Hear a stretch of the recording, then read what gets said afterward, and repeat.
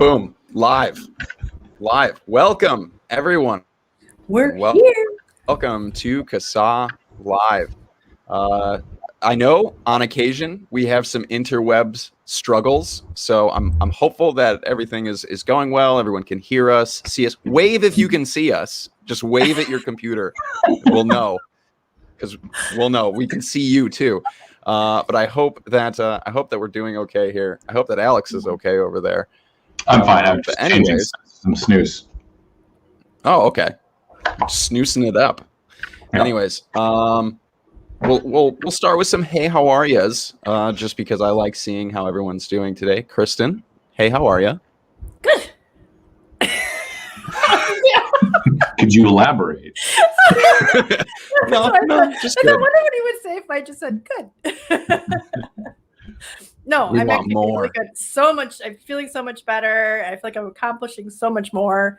Had a lot of work. You feel like a real human again? I'm starting to feel like a real human again. That's good. Yeah. So everything's going really good. Looking forward to having a little bit of a long weekend here. We're not going to really have people over because that didn't go so well last time. We're gonna maybe get some work done around the house. I've been organizing my kitchen, and so do some stuff. I've been trying to do some stuff, and then I just get tired and I ignore it and I put it off. Anyways, Alex, hey, how are you? I'm doing all right. I was up till about 2:30 in the morning, just doom scrolling on Twitter. So a little worn out today, trying to catch up. But yeah, what a crazy week! What a crazy week we just had, and what a crazy week it's going to be. Yeah, I'm just looking forward to an extra day off. I think for me, Monday is a holiday, and that's it. I take one day off a week. I just take Sundays off. I work every other day, and Sunday is just like I just ignore the world, and I just like chill and I like recuperate and get ready for the next week. But I have 2 days. 2 whole days. I know. I'm excited about that. Does anybody else out there work 6 days a week, and when you randomly get that extra day, like you just don't know what to do with yourself? Like I'm like caught somewhere between like, do I make plans and do things, or do I just do nothing for longer? I don't know what I'm gonna do. I always end up grocery shopping on Sundays, so I still feel like I'm not. So do I. I do a lot on Sundays, actually. I make it seem like I do nothing, but I do like all the cleaning in the house, and I go grocery shopping, and I do all those things. And Breestone says he works 7 days a week. Ooh, so. Bro, you got to have at least one day. Like you got to take at least one day to just either catch up on. Usually the first half of my Sunday is like cleaning, mow the lawn, go grocery shopping, go do all the things. And then by like, once we get after lunchtime, I hit the couch and I'm done. Like Sunday, the rest of Sunday is like, that's it. It's over. It's done. I'm ready for football. We're still kind of in preseason. I don't do preseason. So but yeah, that's I guess that's it for my hey, how are you? It's just work, and I'm really looking forward to an extra day off. But anyways, I guess we can move super swiftly along. Are you ready, Alex? Are you ready for this? Are you ready for the legislative rundown? Okay, let's do the thing.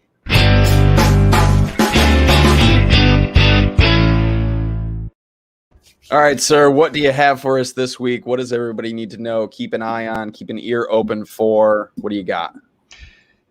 It's the same as last week. Oh, okay. So if you're curious, go back and check out last week's podcast. Nothing really has changed this week. And honestly, the FDA is kind of sucking all the oxygen out of the room. So that's what we're going to spend the bulk of our time on. Yeah, exciting. Okay, cool. Well, I think that may be the fastest legislative rundown yet. And I will put those links from last week in this week's description too. So you guys can find it that way. Yeah. So we'll have all the links available. And if you do want to hear it all, just tune in to last week's podcast. There you go. It's all right there. Alex always does an excellent job with the rundown, and I think this is absolutely his fast. You just shattered records, my friend. Shattered CASAA live records today. Put me on the U.S. Olympic legislative rundown team. Yes. Yeah, you got a gold. Like, I don't know as though there's anybody else competing for silver and bronze, but you definitely get the gold. Bringing it home. There you go. Yeah, I mean, technically you came in first and last place. Oh, God. It's a sweep. It's a sweep. Yeah. Okay. Well, that's it for the legislative rundown, everyone. Yeah. Go check out last week's, check out the blog post, check out all the links that we'll have available if you're curious as to what's going on where. But we'll move even more swiftly along. Are you ready for the next thing? I don't think you're ready. I don't think you're ready for it. Is everybody else ready for it? No, we're waiting. Wait. I have somebody has a question about our stream. Is anyone else getting clipping and stuttering it, or is it just Catherine? So occasionally we have interwebs issues around here. And I personally take this as a point to highlight just how grassroots CASAA really is. Okay, you guys. We don't have a big office with business, internet, and 5G all over the place, you guys. So occasionally we do have some interwebs issues. But if it is stuttering for you and not for anybody else, just try to refresh, see if that clears some things up. Exit, unplug, plug back in kind of situation. And I think it might have been Catherine because everybody else was saying it's fine. Yeah. So click that refresh. But hopefully that helps. It wouldn't surprise me. It easily could have been us because we have had lots of issues. So yeah, sometimes it's me, sometimes it's Chris. For a while, Alex was like switching between internets every stream to try to find a good one that worked. So, it happens. We're grassroots AF around here, you guys. I like Mowgli's suggestion. Smash the like button to fix it. If you guys click the like button enough times, our internet will work. That's science right there. Thank you for calling. All right. I gotta turn this off here. Okay. Yeah, we need an IT guy to just like drive between all of our places and figure it out. Make a big loop.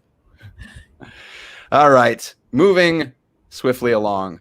Are you ready? I'm ready. Kristin, are you ready? I am Alex, ready? Okay, let's do the thing.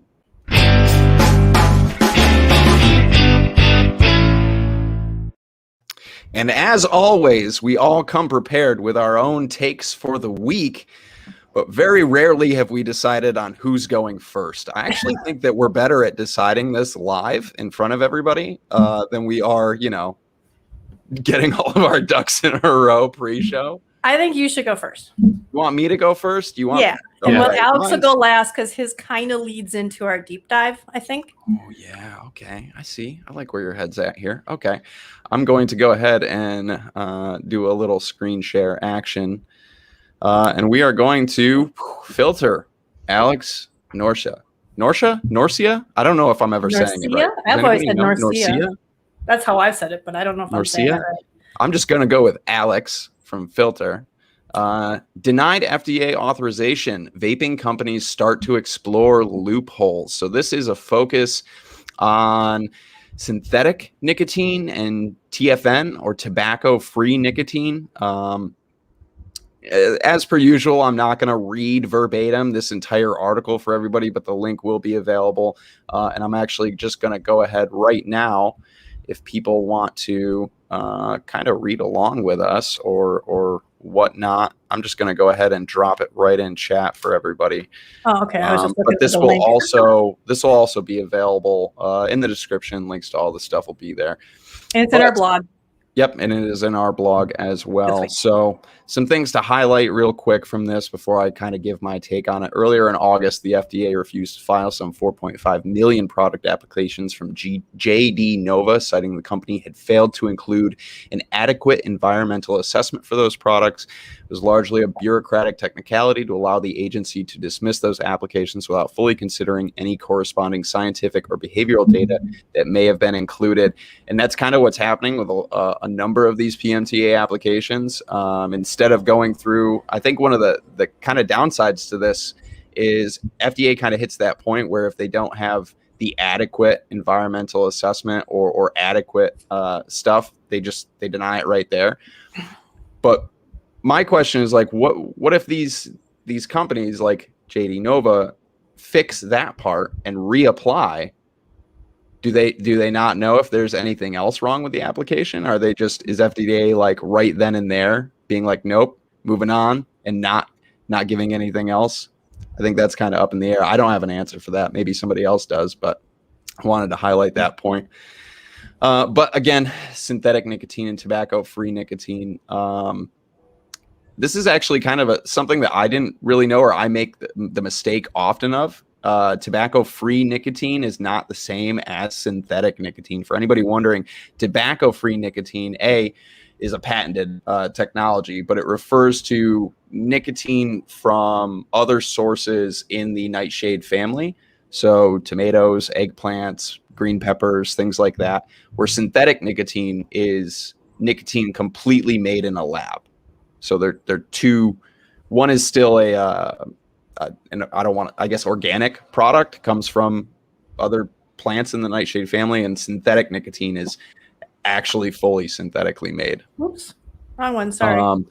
But there's a really good quote down here in this from Greg Conley from the AVA. Despite the FDA's best efforts, we are unlikely to see many vape businesses close in the immediate aftermath of marketing denial orders being issued. Greg Conley, president of the AVA. Synthetic nicotine products must still abide by nationwide age restrictions, but the Center for Tobacco Products lacks the ability to regulate them as, quote, tobacco products unless and until the FDA authorizes a sufficient number of flavored vape products to keep current ex-smokers off of cigarettes. We will support efforts by small businesses to keep offering their products to adult consumers. So we're kind of in that like gray, what am I doing here? We're kind of in that gray market area, right? Because FDA has authority over nicotine made from or derived from tobacco.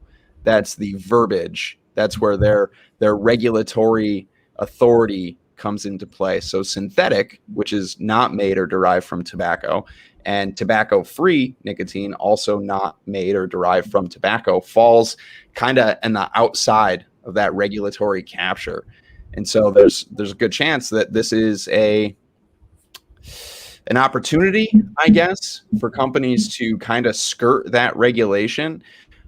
But how long does that last, right? Like, how long are we going to be able to kick the can down the road with synthetic or tobacco-free nicotine before that gets wrapped up in either, being also considered a tobacco product, before that verbiage gets changed, which I believe does take some congressional acts and things to do that, but still very much a possibility. Or if it's considered a drug at some point, and then again at that point it would still fall under FDA regulation. So either way that goes, whether it becomes a drug or it gets wrapped up in tobacco, I just don't, I guess it's my view, and I'd love to hear Alex and Kristin's take on this as well. I just don't think it's going to last.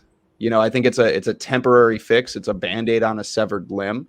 It'll keep companies afloat. It'll keep products available for people. But for how long?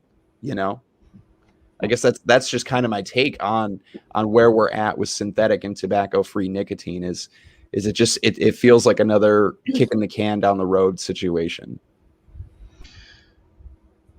Yeah. There's a question too. Yeah, a lot there. First of all, I do want to answer Ken Knowlton's question. Will this be posted anywhere afterwards? Yes. There is a link at the bottom of our every weekly blog post that takes you. It's on our YouTube channel, and so you can go back and find this, and of course all of the other places that you listen to podcasts. Of course, we're not going to have a legislative update this time, so anyway, you will be able to find it. Don't want to break too much from the subject. Getting right back into it. Yeah, and we put this in our blog post this week about, is FDA banning vaping? The synthetic nicotine is a temporary fix at best. And I have started, this is not an exhaustive list, I'm sure somebody else probably has something out there looking through all of the legislation. Oh, hang on, let me stop sharing. Oh yeah, there we go. Okay, there you go. So this is just me getting started, just doing kind of a legislation search in what was introduced and might have moved a little bit this year. So this is from 2020, 2021, and already Alabama, people may have heard, has signed, enacted a bill that prohibits the sale of synthetic nicotine products unless they receive authorization from FDA. So this is another thing of synthetic nicotine is a workaround depending on where you live. And I'm not going to read all of this stuff, but this list is basically any state legislation and Washington, D.C. That includes some sort of definition that does or may be interpreted to include synthetic nicotine. And so what we're seeing is states are certainly hip to this. And although there are probably going to be a bunch of states that don't ban the use of synthetic nicotine, they will fold it into existing tobacco or vaping regulations. So for the purposes of taxation or licensing and flavor bans, all of those things, it is likely we will see over the next year or two states and municipalities updating their codes and statutes to include synthetic nicotine. And this very much feels like a kind of an anthem of CASAA, where federal regulation takes time. The federal government is slow to move, and we always seem to be very, very focused, or at least more heavily focused, on state and local laws, because that's kind of often where things move quicker. And so I think that's another big thing here. Like, whether the FDA, however the FDA moves on synthetic and tobacco free, it's most likely going to be a slow, drag the feet process, whereas states and local governments could adopt these laws much quicker, and we could see a lot more happening there. I think it's possible. Like, worst case scenario, FDA regulates it like a drug, which I think would make it incredibly difficult for anyone to use it. Best case for FDA, they can do it. They can regulate it by way of rulemaking. But considering how much of a stickler, at least Center for Tobacco Products seems to be about following the absolute letter of the law, I suspect they may go to Congress and say, you need to change this definition. You need to amend this definition, into a particularly anti-science definition that would include something that doesn't come from tobacco at all. Yeah.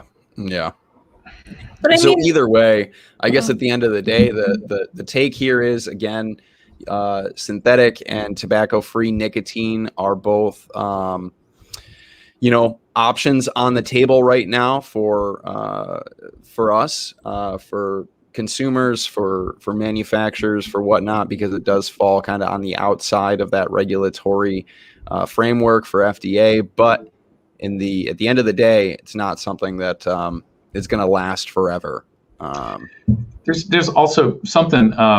Let me see before it goes away here. Nicole Fagan Malloy asks, how is this similar to their zero nicotine position? If I remember correctly, and maybe you guys can correct me, or maybe the people in chat can correct me, as far as zero nicotine liquid is concerned, I think it has to do with intended use and devices. So zero nicotine e-liquid, not really captured as far as, like, I don't believe you need to submit a PMTA for zero nicotine. Somebody just jump. No, I don't believe so either, because flavorings, right? Right. There's no tobacco product in that. There's no nicotine. Right. The aromatics that we use are suspended in PG or VG and or both anyway. So essentially, it's just a big bottle of flavoring suspended in the same. But or cake flavoring, candy flavoring. But as soon as you put that into a tank and hook it up to a mod, which is the intended use, then it becomes a tobacco product because the mod itself is considered a component or Right. part. Right. So you got to hot knife it. Essentially, no, I'm just kidding. Please don't hot knife your e-liquid. No knife hits of e-liquid. But yeah, you're absolutely right. I mean, once it goes into a device, a tank, whatever, the other side of that, made or derived from tobacco, also that captures devices, accessories, things like that are tobacco products. That's why your 510 drip tip is considered a tobacco product. I disagree. So once that liquid enters that device, that's the intended use. It's intended to be inhaled and used in the same manner. I disagree. I mean, and I've always kind of disagreed with you guys and some other people about that, is that I really truly think that the way that was written is intended to be used as a part of a tobacco price, as a product, as a component of. And a tank does not become a component of a tobacco product until you add the nicotine to it. So I think the FDA has been so fixated on closed systems that it didn't even, when it was writing up these rules, they didn't even consider open systems and tanks and mods. They were thinking about jewels and puff bars and stuff like that. So if that tank is never going to have a tobacco product in it, it's not a part and component of a tobacco product. So I think they could be easily challenged on calling that a tobacco product any more than you can call a glass pipe in a shop for tobacco use only. Right, exactly, because they can't prove that separate thing. Now, when a company's making a total single product that's pre-filled, then that component, that tank, that all the other parts of it are going to be becoming a part of a tobacco product because it's a component. But selling it separately, I disagree that that's actually how they intended. I don't know as though we've ever gotten a clear answer from them on it, though, right? Nope. Like we've always just kind of been stuck in the fringes trying to decipher the code. But you're right. I mean, it's as far as like we talk about drug paraphernalia is concerned, a pipe doesn't become drug paraphernalia until it has the illicit substance in it somewhere. If you were to just take a clean water pipe and walk into a police station and set it on the counter, they can't do anything to you. It's clean. It's a piece of glass. It's for tobacco use or for whatever. It doesn't become paraphernalia until there is residue, substance, something going on. So does this empty tank, they're all behind my computer, but my imaginary empty tank right here or this right here, if I never put nicotine in it, is it still captured under that? And I don't think it is, and I don't think they intended it to. And they haven't come out and said it, but everything that they've done to date has been so focused on pre-fills, pods and stuff like that. I mean, everything. And I don't think they probably even figured that they were going to do what they're doing right now and just kind of get rid of all the open system stuff and leave us with jewels and fuses and things like that. But that's on our next topic. I did want to really quick, because this is still on the topic they're asking about this. Somebody said, wait, where is it? No, I can't find it. I've been going back to it this whole time, but he was asking about, wait. All right. Ian asks, if nicotine is nicotine, the molecules are the same. Therefore, how can anyone distinguish between tobacco-derived or lab-derived? And we were kind of talking about. Yeah, TSNAs is one thing. It's basically impurities, Ian. It's gonna have impurities that you're not gonna find generally but they're hard to detect. And even if they test, I mean, if they decide to test it, then they could tell if they test it. But yeah, there are any of the nicotine that comes from tobacco. It's so difficult to get down to just completely pure molecular nicotine. There are still tobacco specific nitrosamines and other impurities and things that are there, even if they're at extremely low, difficult to detect levels. They do tend to be there as well. So there's that. Difficult, but not entirely impossible. Anyways, that's my take for today. I'll let you two hash it out and duke it out over who's going next. Well, I think I'm going last. So. Yeah, I think Alex is going last. Okay. That was like the most, I don't know. there was not an exciting brawl between you two to figure it out. Alex was like, I'm just going. Well, I thought we did at the beginning. I said, you go first, I'll go, and then Alex. Oh, I missed that part. I was just so excited to go first.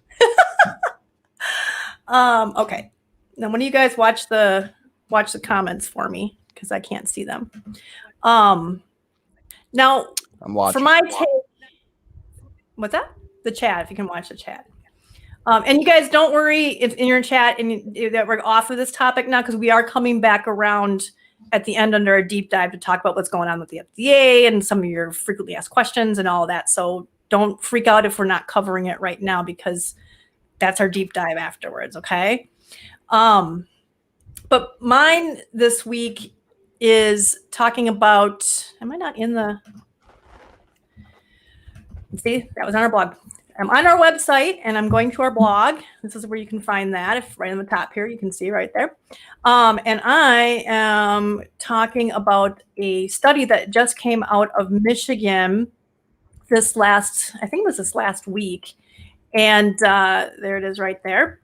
And I found out when I was a little confused by it, as I wrote in the tweet, that it's confusing that the menthol ban, it says that it's going to, if they ban menthol cigarettes, that smoking and vaping deaths will decline by 5%. And because this is behind a paywall, and I've been thinking about asking them if they can let us see it, I can't see all the details of how they figured this out or any of that stuff, or what they consider a vaping death or what exactly they mean by that. It was a very confusing article to be on that, but that vaping deaths will decline by 5%. So I don't know what vaping deaths are. And the study also says that there will be a reduction in smoking by 15% of both non-menthol people who smoke non-menthol and people who smoke menthol. Overall 15% decline in smoking if menthol is banned, which, again, I'm not sure why people who smoke Marlboro Reds are going to quit smoking because Cools can't be sold. So I don't know how that works because I couldn't read the study. I did notice that Cliff Douglas, who is generally a pretty positive about vaping as being an alternative for smoking, and he doesn't want to see, flavors banned for adults, was a part of this study. And I think I might try to tweet at him and pick his brain and say, hey, can you explain this a little more? Maybe I'll private DM him or whatever you call. So I might talk to him about that, because he is behind the study, and it is curious that he still thinks that even though you don't want to ban other flavors for adults, they want to ban menthol cigarettes, and maybe in his mind, ban the menthol cigarettes and people will go over to menthol vaping. And that'll be great if it still exists after September 9th, so we don't know. The good news in this study is that it does, they do see, if you see, it says banning menthol flavors in cigarettes could reduce smoking by 15% by having smokers giving up tobacco products altogether or switching to e-cigarettes and other nicotine vaping products, avoiding 16,250 tobacco-related deaths per year by 2060. So at least the researchers are saying, hey, switch to e-cigarettes. That's the good news. It's good news to see more and more of these researchers saying, hey, switch to e-cigarettes.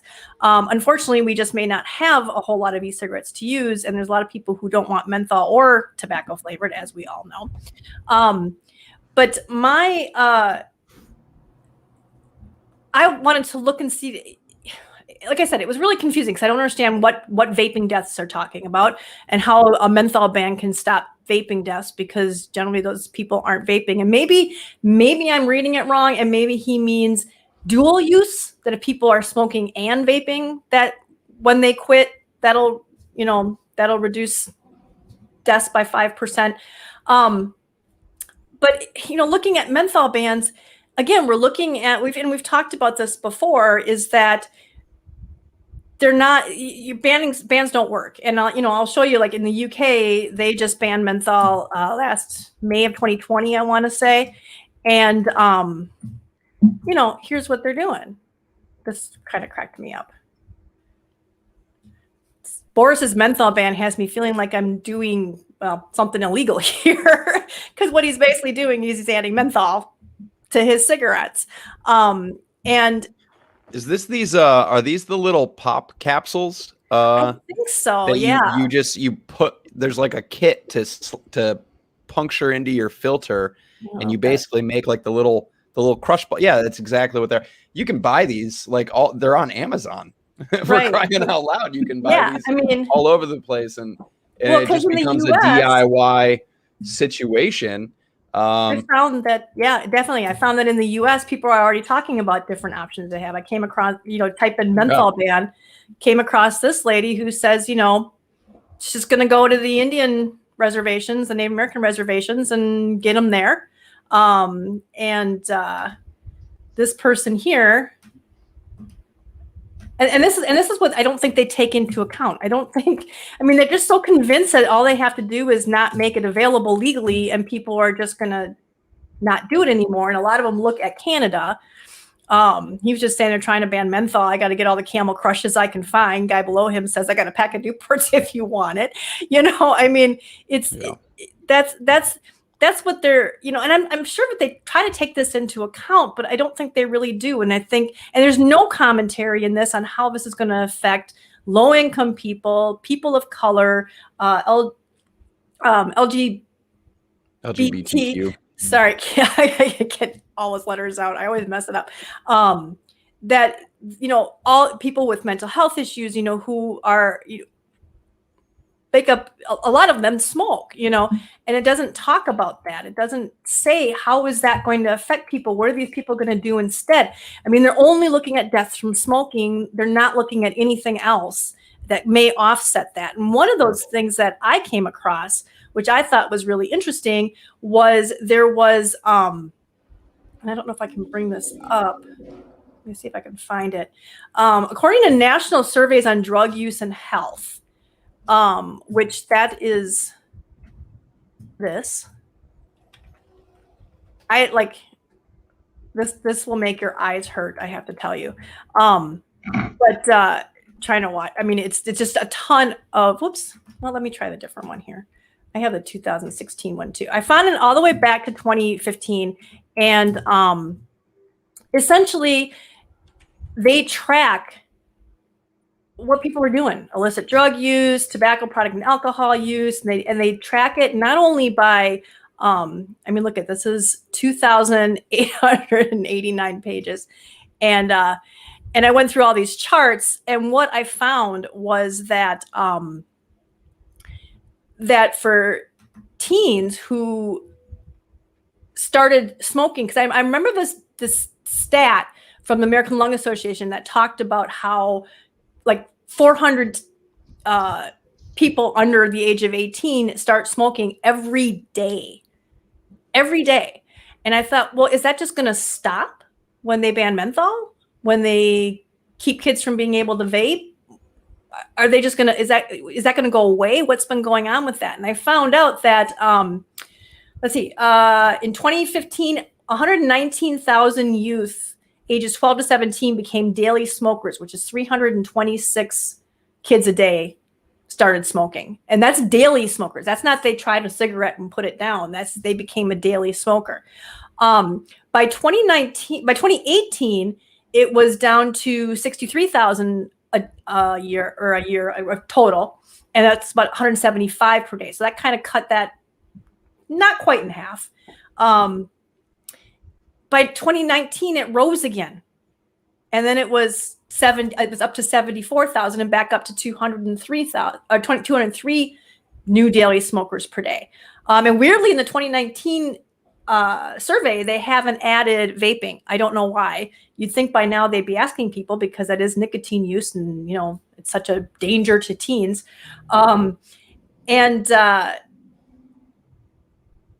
Also, interesting, in 2019, the number of 12 to 17-year-olds who started smoking, not necessarily daily smoking, but just started smoking, was 541,000 teens initiated smoking. They tried smoking for the first time, either, where they went from there, we don't know. But the number who started drinking alcohol, who initiated drinking alcohol in 2019, was 2,259,000. but they're worried about, vaping and smoking. It's crazy. I wish that's one of the reasons that number is why I wanted to see what the vaping numbers were, but they didn't have it. Anyhow, the latest available data shows the number of kids who started smoking was up in 2019 with the most recent report. In 2015, 3.3% of the total population of 12 to 17-year-olds started smoking, but by 2019, that had dropped to 2.2%. And their hope from this study is that it will have dropped, the overall smoking will have dropped by 15% in 2026. But if smoking initiation returns to pre-vaping levels, and the menthol ban has little to no impact on smoking initiation, because they say on here, they say that they found, let me see, where is it? Right here. It says recent evidence finds that the menthol ban would likely increase smoking cessation with more limited evidence of reducing smoking initiation. This is what got me on this whole initiation kick, and switching from smoking to other products like e-cigarettes. So basically, the bulk of what they're counting on is it's going to force people to quit. They're going to be like, oh, I can't get my menthol, so I'm going to quit. Which I think is just sort of a Pollyanna sort of wishful thinking idea. But so if any of this is based on reducing smoking initiation, then what I was going to say is if the smoking initiation of kids from 12 to 17 goes back to pre-vaping levels, because during all of this happening, they're doing everything they can to keep kids from vaping and away from vaping products. So now they're not going to be vaping, they're not going to have their menthol, but now you might start seeing this rise, and we already have in 2019, we're seeing a rise in initiation again. And basically that could be about, over 500,000 new smokers in the next 4.5 years until 2026. So they have to offset that. And then you'd have to, that's not even counting over 415,000 people who started smoking over the age of 17. So from 18 and up, 415 people in that year just started smoking. 415,000 people, I'm sorry, had just started smoking. And that's how many people start smoking every year. And they're still trying to ban vaping. I just don't get that. And then you have to add them, and we've got another 1.867 million smokers. So, and one other interesting note from these tables as well, the 12 to 17-year-olds had higher rates of trying cigarettes for the first time. I always talk about, kids start smoking when they're teens, when they're underage, they start smoking. It was the over 21 group had much higher rates. We're talking about like quadruple the rates of becoming daily smokers. So they may try their first cigarettes when they're teens, but it's not until they become their early, they're over 18, actually early 20s, 21 and up had the highest. 18 to 21 also had much higher than the teens, but that was just an interesting thing. Adult smoking rates dropped from 42% in 1965 to 14% in 2019, according to the CDC. They didn't release yet last year's data, but the Quitline report cited the U.S. Treasury Department data showing cigarette sales increased 1% in 2020 after dropping 4 to 5% each year since 2015. We all have seen all those stories about everything ticking up in 2020. And then, as far as we're concerned, it's because all of the anti-vaping stuff. People were switching to vaping, and now all of a sudden it's just clearly like they're going back. And the recent Gallup poll that we shared last week confirms that adult smoking also rose between 2019 and 2020.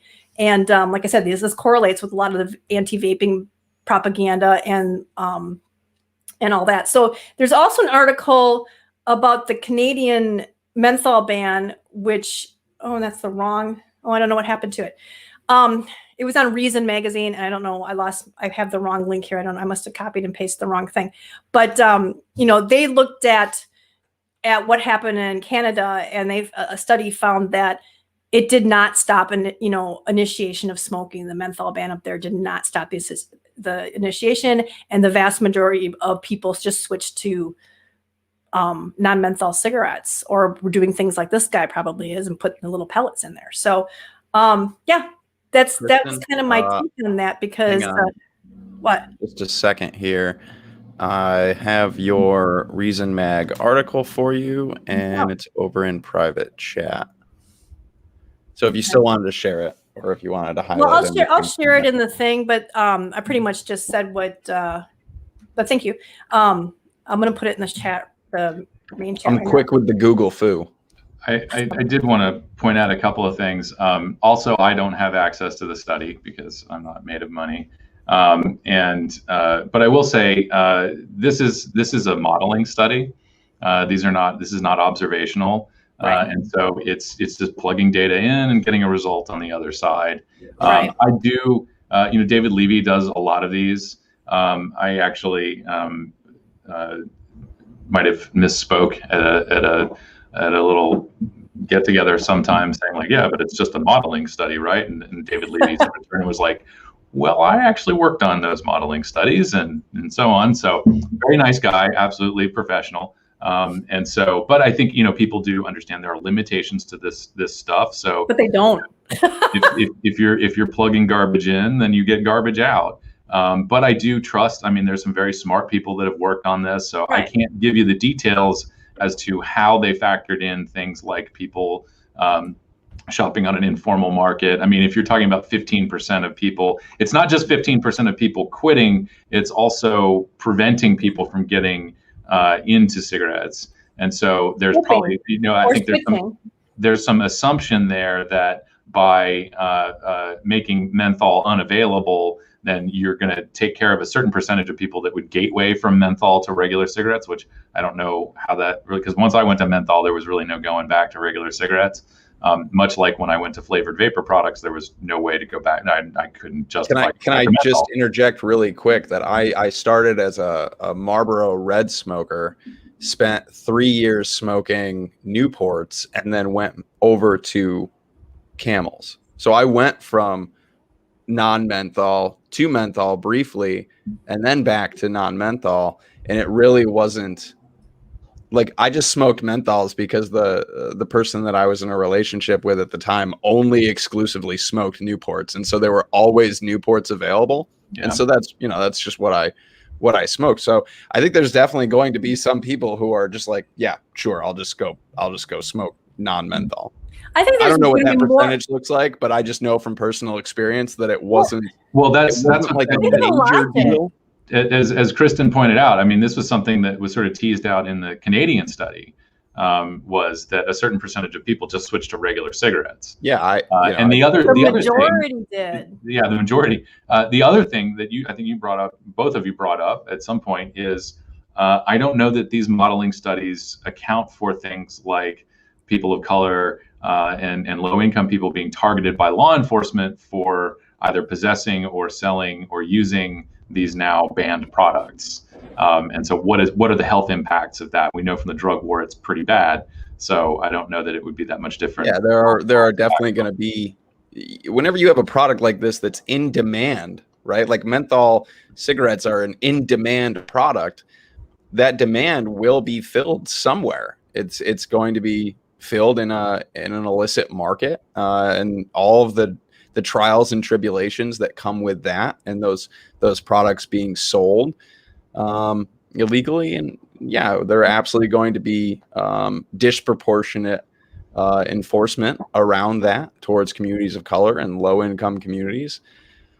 Yeah, it's just this is something that we highlighted in our post about the menthol ban, the social justice side of this, which public health often just simply kind of glazes past or glosses over when they talk about these things, or it won't be that big of a deal, but it absolutely is a big deal to the lives of those involved. Like, it's absolutely a big deal. So.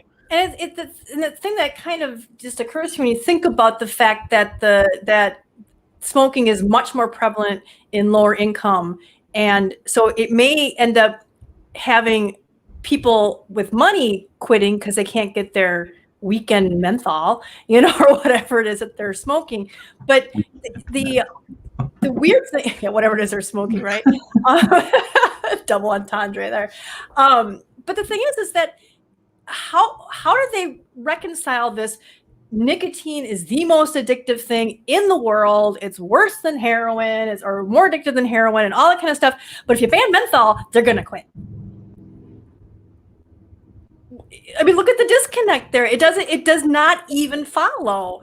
And then you're also talking about a group of people who are, getting pipe tobacco and cigars and doing whatever they can, the cheapest thing they can afford, Lucy's, all that kind of stuff. Do you really think they're going to care that much about their menthol?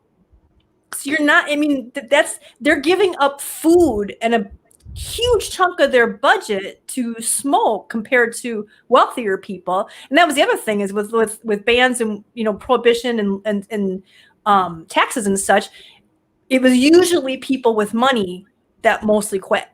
That was another study that came across. So just none of it makes sense to me. None of it just does not follow. And it's going to be interesting to see what happens in the UK and all that. But and I respect Cliff and I respect a lot of these researchers, but I think sometimes they get a little myopic in oh, this is the goal and this we can do it. And sure, the numbers might all add up. And like you said, they're just numbers. But the problem is that if you go to Twitter right now and Google menthol ban, this study has just been, it's going out there. And people are thinking, oh, look, 65,000 lives are going to be saved if we ban menthol. And they're just taking that for face value. Look, a study says this. They don't understand its models. They don't understand that a lot of it's guesswork. They don't understand that. And then that's where you get the policy people. How many Eric Gardners and people sitting in prison does it take to save those 65,000 lives or whatever? 650,000. 650,000 over the course of 39 years. Oh, sorry, yeah, 650. Yeah. Okay. Yeah. I knew it was 650. That's an excellent goal to have, but there's other things to take into account there. Yeah. So much. I don't know. This whole thing, that whole study kind of frustrated me, and I think I would, if Cliff Douglas, if you sir, if you end up watching this and you can explain this to me better, I would so appreciate it, because I just got so confused trying to understand this. Wouldn't a more viable and pragmatic solution to all of this just be to provide satisfying, safer alternatives that we promote to the public and letting consumers switch and make that choice themselves? I'm going to live edit your statement right there. We don't need to provide it. I don't want the FDA to provide us with anything. I want the FDA to allow the companies to go through a standards-based approval process and allow people to manufacture and sell these products to the people like you and me who want to buy them instead of smoking. I'm bad at words. Sorry, I had to get up on my high horse. I know. Damn. But yeah, I mean, isn't that just a more pragmatic solution to all of this? Yeah, I mean, that's where we've been, right? Like, it's just what's the math here? What's 2021 and minus 2008, right? Are we talking 13 years? 14 years. That's where we've been. Yeah. Until now. Well, I mean, really until 2014, but 13 years. It's just wild. I think it's funny they're talking about people stocking up on pumpkin spice and stuff in the comments that I've just been putting up there. And it's like, for Pete's sake, people stocked up on toilet paper for no reason. What do you think they're going to do with their menthol cigarettes? Yeah. It's going to be a huge I can't wait to see what comes out in the UK. But see, the UK is going to be different because they are going to have a readily available good products for people to switch to, and we're on course to not have anything to switch to, except for snus. Well, no, I mean for a smoking replacement. I mean, there's a nicotine replacement alternatives, and we do talk about that. But yeah, there's no, because they're saying e-cigarettes. They say e-cigarettes right in the study. I know, it's just the UK and snus. It still bothers me. Oh yeah, that's right. They can't. Yeah. Yep. All right. Well, that's my rant. Oh, sorry, my take. I don't know if I had a take on that. I didn't really have a take. It was just my rant on that, and I just feel like this just the wrong direction. And I would love to hear more about just how that 5% and vaping deaths figure came to be.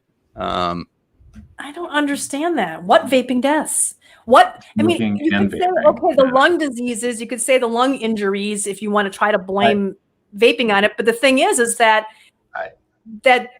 quitting, banning menthol tobacco cigarettes, how is that going to stop evolving? If anything, I think there's two potential answers here. The first one, which doesn't make any sense, would be gateway, in that young people start vaping and then they transition to cigarettes. That doesn't make any sense. The data doesn't show that. But if your kind of study design has to consider worst case scenarios, which I expect that these folks have a lot of experience in doing that, then they would include that. The other thing is that I think you also have to consider perhaps unforeseen long-term consequences. So we're not seeing any long-term issues right now, but we don't know. And so that's it's one of those unknowns that you would factor into a worst case scenario. So that kind of makes sense. It's kind of like when we I think when you write something like this and put out that press release, I think there's a little bit of, I think they kind of miss something here, and this needs to be contextualized. That needs to be explained, because now, as you noted, this is getting shared all over the place. And so I think that's going to stick out in a lot of people's minds, that like, oh, wait, yeah, people are dying from vaping nicotine products. But that's not true. And I think if there was any request to put into the authors, it's can you please contextualize that and explain what you mean by vaping attributable deaths? Yeah, and when they say smoking and vaping attributed deaths could be reduced by 5%, but they don't say how much of that is the smoking and how much is the vaping. It could be that 5% is 4.999999 smoking and 0.000001 from the vaping. You know what I mean? It's like they don't specify. And you're right, by just blanket saying, oh, we can reduce smoking and vaping deaths by 5%. There's no context. There's no, well, how many of the deaths are from vaping? Yeah. It's like when we refer to, the Royal College of Physicians and their, the vaping is at least 95% safer than smoking. There's that at least, or is unlikely to exceed 5% of the risk of smoking. It's that at least. There's at least a little bit of nuance when we talk about that, it could be 99%, it could be 97%, but it's unlikely to exceed 5%. There's at least some nuance in those kind of figures when we talk about that, to say, okay, well, it's at least this, it's unlikely to exceed this, instead of being like, oh, vaping and vaping deaths for 5%. Like, it just feels like there's no nuance, there's no context there. just so people are saying, because I'm seeing some confusion in the chat about talking about, maybe they got it wrong, it's 0.005% from vaping, or is that 5% dying from vaping from exploding mods? No, again, it's smoking and vaping combined, deaths from smoking and vaping combined. So, I mean, realistically, that could be 100 deaths from smoking and 0 from vaping, and that's reduced by 5%.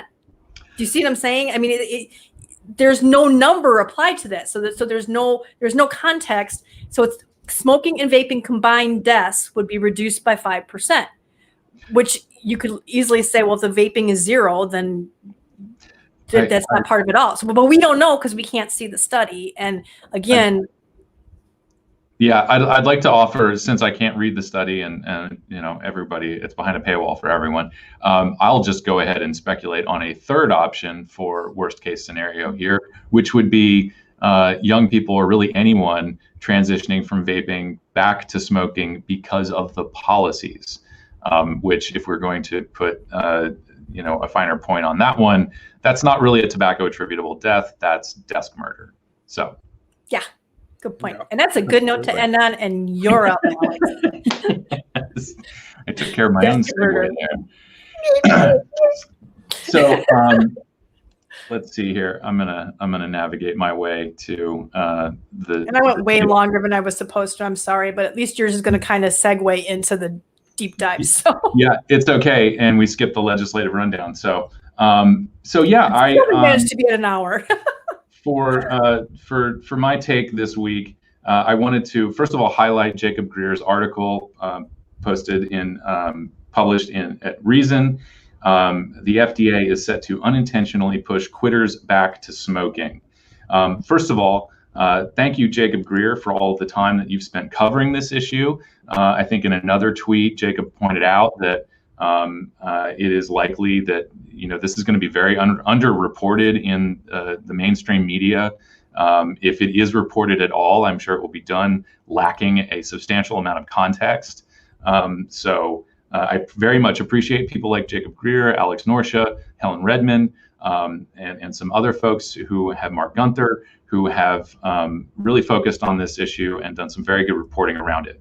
Amazing article. I just have to say. That having been said, yes, this is a very good article, and I recommend everyone read it.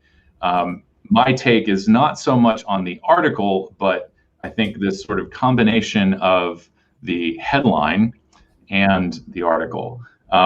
First of all, I really want to zero in on the use of the word unintentional. Unintentional, unintentionally, unintended consequences.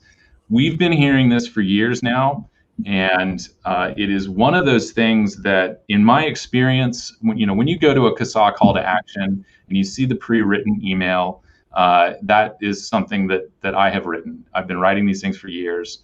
I've been updating them as we go along, sometimes not, sorry, but one of the things that I have tried to be conscious of in writing these things is you can't just come at a lawmaker full bore and start saying, you're a liar, you're a bad person, all these things. That doesn't make people really receptive to our message. And so we have to kind of soften the tone a little bit. And in some of these letters, you will read things like, well-meaning but misguided policy. And of course, the well-meaning is, we want people to be healthy. We want people to be happy. We don't want them to die early from smoking or any other thing.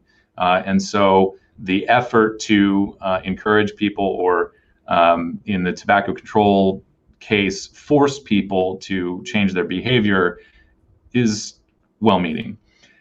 And of course, because that is our goal, any harm that comes to people as a result of this policy is unintended. In spite of the fact that this article starts with the word unintentionally, it goes on to talk about how there have been studies, there have been observations in the real world about how these policies are affecting people. We know this from Massachusetts, New York, San Francisco, Minnesota, that these policies are actually pressuring people back to smoking. We know these things. There's a 12-step thing. I don't want to drop 12-step on people, but the first step is acknowledging you have a problem. And when you do that, you can't unacknowledge it. You can't unsee it. It's there. And so my take on this whole thing is I think it's time to stop using the word unintentional. These are not unintended consequences. The FDA is not accidentally denying a bunch of applications. It was not really their stated goal. I think FDA has given themselves a lot of cover, and they have been very open. Mitch Zeller in court documents has come out and warned. I think this might be featured in here. I had it highlighted. Oh man, I should really get better at this whole internet thing. But Mitch Zeller's statement in the in letter to the court. Here we go. Here's the quote. Was dramatically and precipitously reducing availability of these products could present a serious risk that adults, especially former smokers who currently use e-cigarettes, thank you, Jacob, for replacing that horrible acronym, and are addicted to nicotine, would migrate to combustible products. So when you say that publicly, also in court documents, this is on the record. When your agency then goes on to refuse these applications and not, I think, make good on the promise to I don't want to say kind of handhold, but walk through walk with these small businesses through the process, support them in ways that they really need the support. You're talking about a bunch of people who are not experts at federal regulations. These are folks who very passionately got involved in this industry because they saw that the products were helping people and they wanted to do that. And also they can make a living doing it. So, but when the agency is almost, it feels like, summarily dismissing these applications, that's not unintentional. And also the fact that FDA has said that they're considering, they're giving more consideration to the top 5 companies by market share. That's intentional. And the top 5 companies by market share, probably with the exception of Enjoy, are not responsible for all of the innovations that have been happening, for all of the good things, for all of the community that's been built, for all of the vape shops that have sprung up and started helping people. We got some people in our chat today who they live for people who smoke to walk into their shop and walk out with a vapor product. The top 5 companies by market share are not responsible for that. So that being the case, denying all of these applications and not granting extensions, not continuing the process so that these companies can come up with the research that's needed to bring these products to market, that is intentional. The people that go back to smoking are not unintended consequences anymore. Arguably, they've never been an unintended consequence. The intent of the Tobacco Control Act was to create a bottleneck that made it very difficult for a lot of companies to get through the authorization process. It made it so that only the top companies would be able to afford the process, understand the process, and get all the way through the process. These are not unintended consequences. I think the quote is, and this is, I don't want this is not a like we told you so moment, but I will invoke Carl Phillips here. He's brought this up a couple times on Twitter already. This is something that we said in 2014. What we're seeing now with the 4 or 5 companies getting all the attention is a feature, not a bug. This is not, oops, we can only deal with the top 5 companies. No, they've known this. They've known this for 7 years. They arguably knew it before the draft rule was posted. They knew it in 2009 when the act was passed, and here we are. So that's my take. I have decided I need to print out a like icon that I can hold up and a heart icon that I can hold up because I can't like anything when I'm here. I was like, I want to like hold up that heart button, that like button. Every time you were talking, it was like, I'm going to do that. If you guys are on Facebook and or Twitter or wherever you are, like. Yes. Hit the like button for Kristin because she can't do it right now. I can't do it. Yeah, they just want the power wall, right? That's it. That's all they want to handle. They want in convenience stores that they just want to handle the products on the power wall. Yeah. They don't want to deal with all the companies. They just want to deal with the select few, the big ones, the big names. They want a handful of companies that they have to deal with instead of these thousands of small manufacturers and such. Yeah, I mean, I think, trying to put myself in the shoes of somebody working at a regulatory agency, I think I have to appreciate the tremendous workload that all of these folks are dealing with. I don't think anybody should be under any illusion that this is easy. I see the criticisms from people. I heard some of the feedback last night. There was a Twitter space thing that happened last night. And I think, it sounds to me and from what I understand, there were promises made to the independent side of the vapor industry that there would be some assistance and there would be a streamlined PMTA. I think, by mandate, FDA has to consider the needs of small businesses and help them through these processes. And that didn't happen well enough. I think there were attempts which may just sort of be a way for FDA to report back to Congress and say, nope, look, we did it, we fulfilled our obligation. But as far as making a real concerted effort, it doesn't look like these small businesses got the attention that they need. And really, it's one of those things where if the only tool in your tool belt is a hammer, then all your problems look like nails.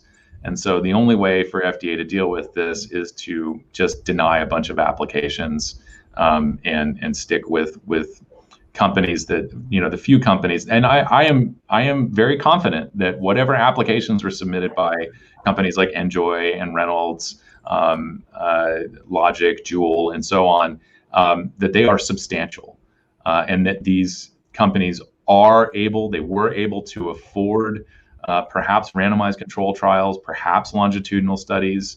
If they had the foresight 4 or 5 years ago to say, we need to start a longitudinal study now, we need product-specific information for this device that we're going to get through PMTA, then perhaps they've got it.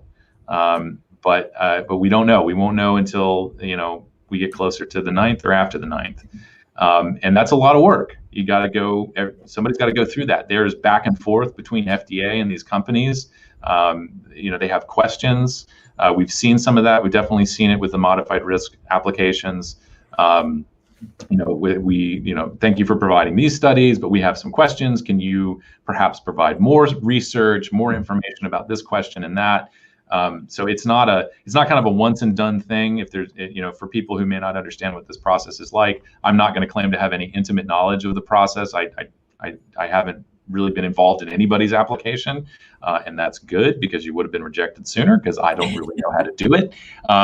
But it is sort of a fluid process. It's more like a conversation between the company and the regulator, and ultimately it should be with the goal of providing all the data, all the research, so that not just that the regulator can feel comfortable granting a market authorization, but so that customers can feel like the regulator did their job, they have oversight of this company and their products, and I'm buying something that I can feel confident in.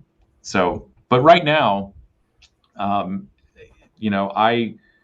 don't know. I don't know that I have confidence in the FDA to be able to get this done. I think a lot of it, there's a lot of leftover ideology that I think is guiding some people, but I think the big hurdle here is that there just aren't enough humans working at FDA in order to do this. And I don't want to offer that up as a case for increasing funding or increasing fees that consumers will ultimately pay, more so that the approval process itself is inefficient and designed to keep people out of the market. Yeah, it absolutely is. It absolutely is. And all that, I will just bring it right back around. These are no longer unintended consequences. They haven't been since the Tobacco Control Act was passed. They know exactly what they're doing. And here's another thing. I'm just going to expand it beyond, FDA and everything that Jacob has laid out in this article. I've tweeted it a couple times. I've said it privately, obviously. But from all of these groups, there's another clip circulating on Twitter. I think it was the Vice Executive Director of Campaign for Tobacco-Free Kids was on some local TV show talking about the 55,000 products that were denied marketing orders. First of all, she didn't offer any context there, and letting the viewers know that these are 55,000 out of millions of products that were denied marketing orders for various reasons. None of which, by the way, are any evidence whatsoever that the products are not appropriate for the protection of public health. It is simply that these applications lacked certain studies. And by the way, these are studies that people in the industry believe they were given some assurances that were probably not necessary, specifically for open system products. I don't exactly know how that transpired, but I really just want to acknowledge some of the things that people on the independent side have been saying. And to me, it sounds like a lot of people feel like they were misled by the FDA. That's some very important context, if you're going to be reporting the whole truth on this, which Campaign for Tobacco-Free Kids does not. So the other thing is that Campaign for Tobacco-Free Kids, American Heart, Lung Cancer, other groups out there pretty regularly say things like e-cigarettes have formaldehyde in them. If you just type that sentence out and read it, they're literally saying that formaldehyde is an ingredient in e-liquid. I don't know any manufacturer that adds formaldehyde to their product. I don't know why they would. Why would you spend the money to add something to your product that adds no benefit and really just makes your product more expensive? That doesn't make any sense. That, folks, is what we call a lie. And so for organizations like this to knowingly go on television and repeat lies that are part of their propaganda materials, which ultimately leads to people who smoke not choosing these products and continuing to smoke, that's not an unintended consequence. You know it's going to happen.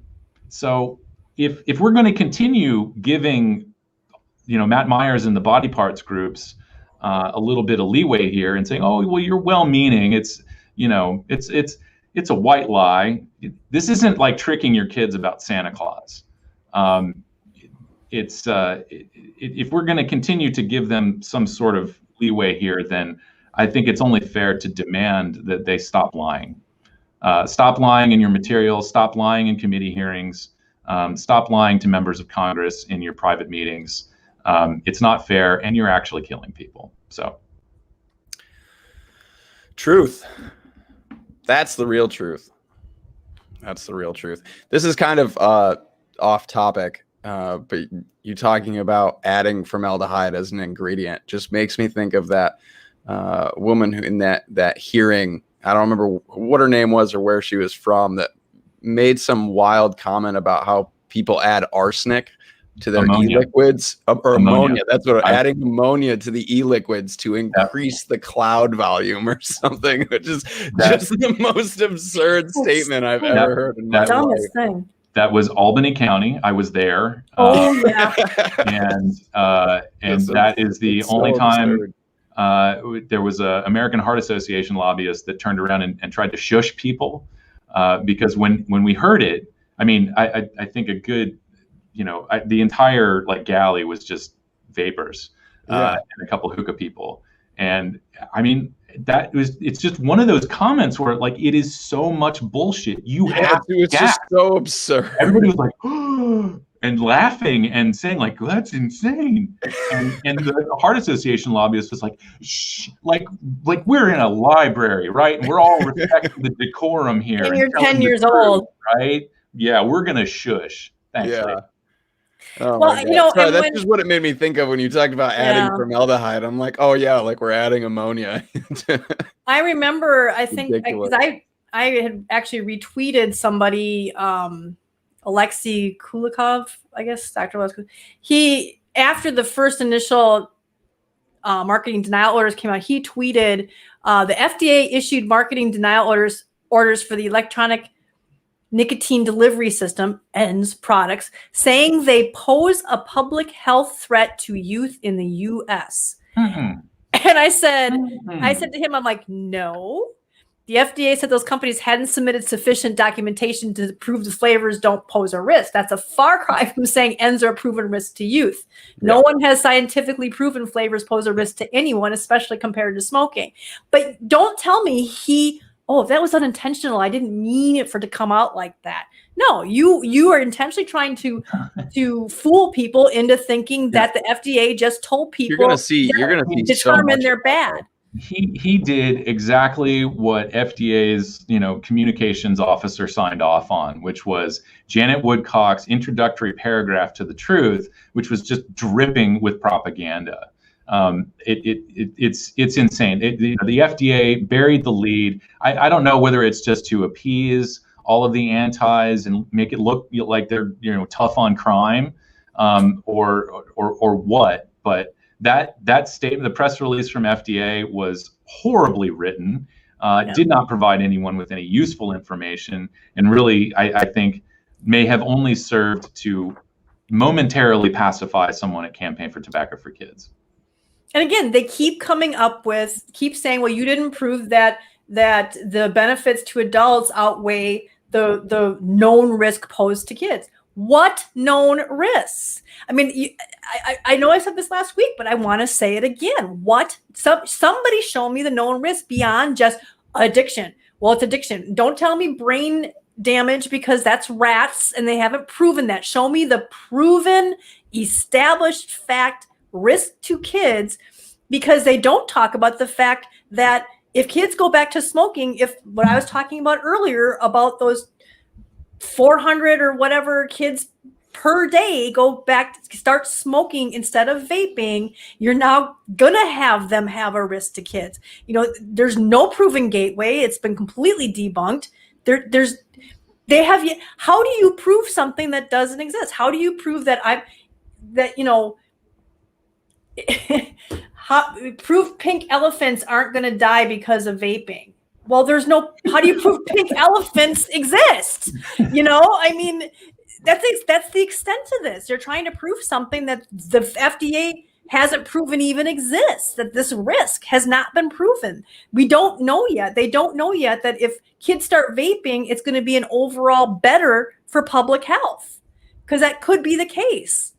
So if that's overall better for public health, if kids start vaping instead of smoking, it's the FDA who's causing the public health crisis, not the vape companies. You know, it's sorry. No. I went off.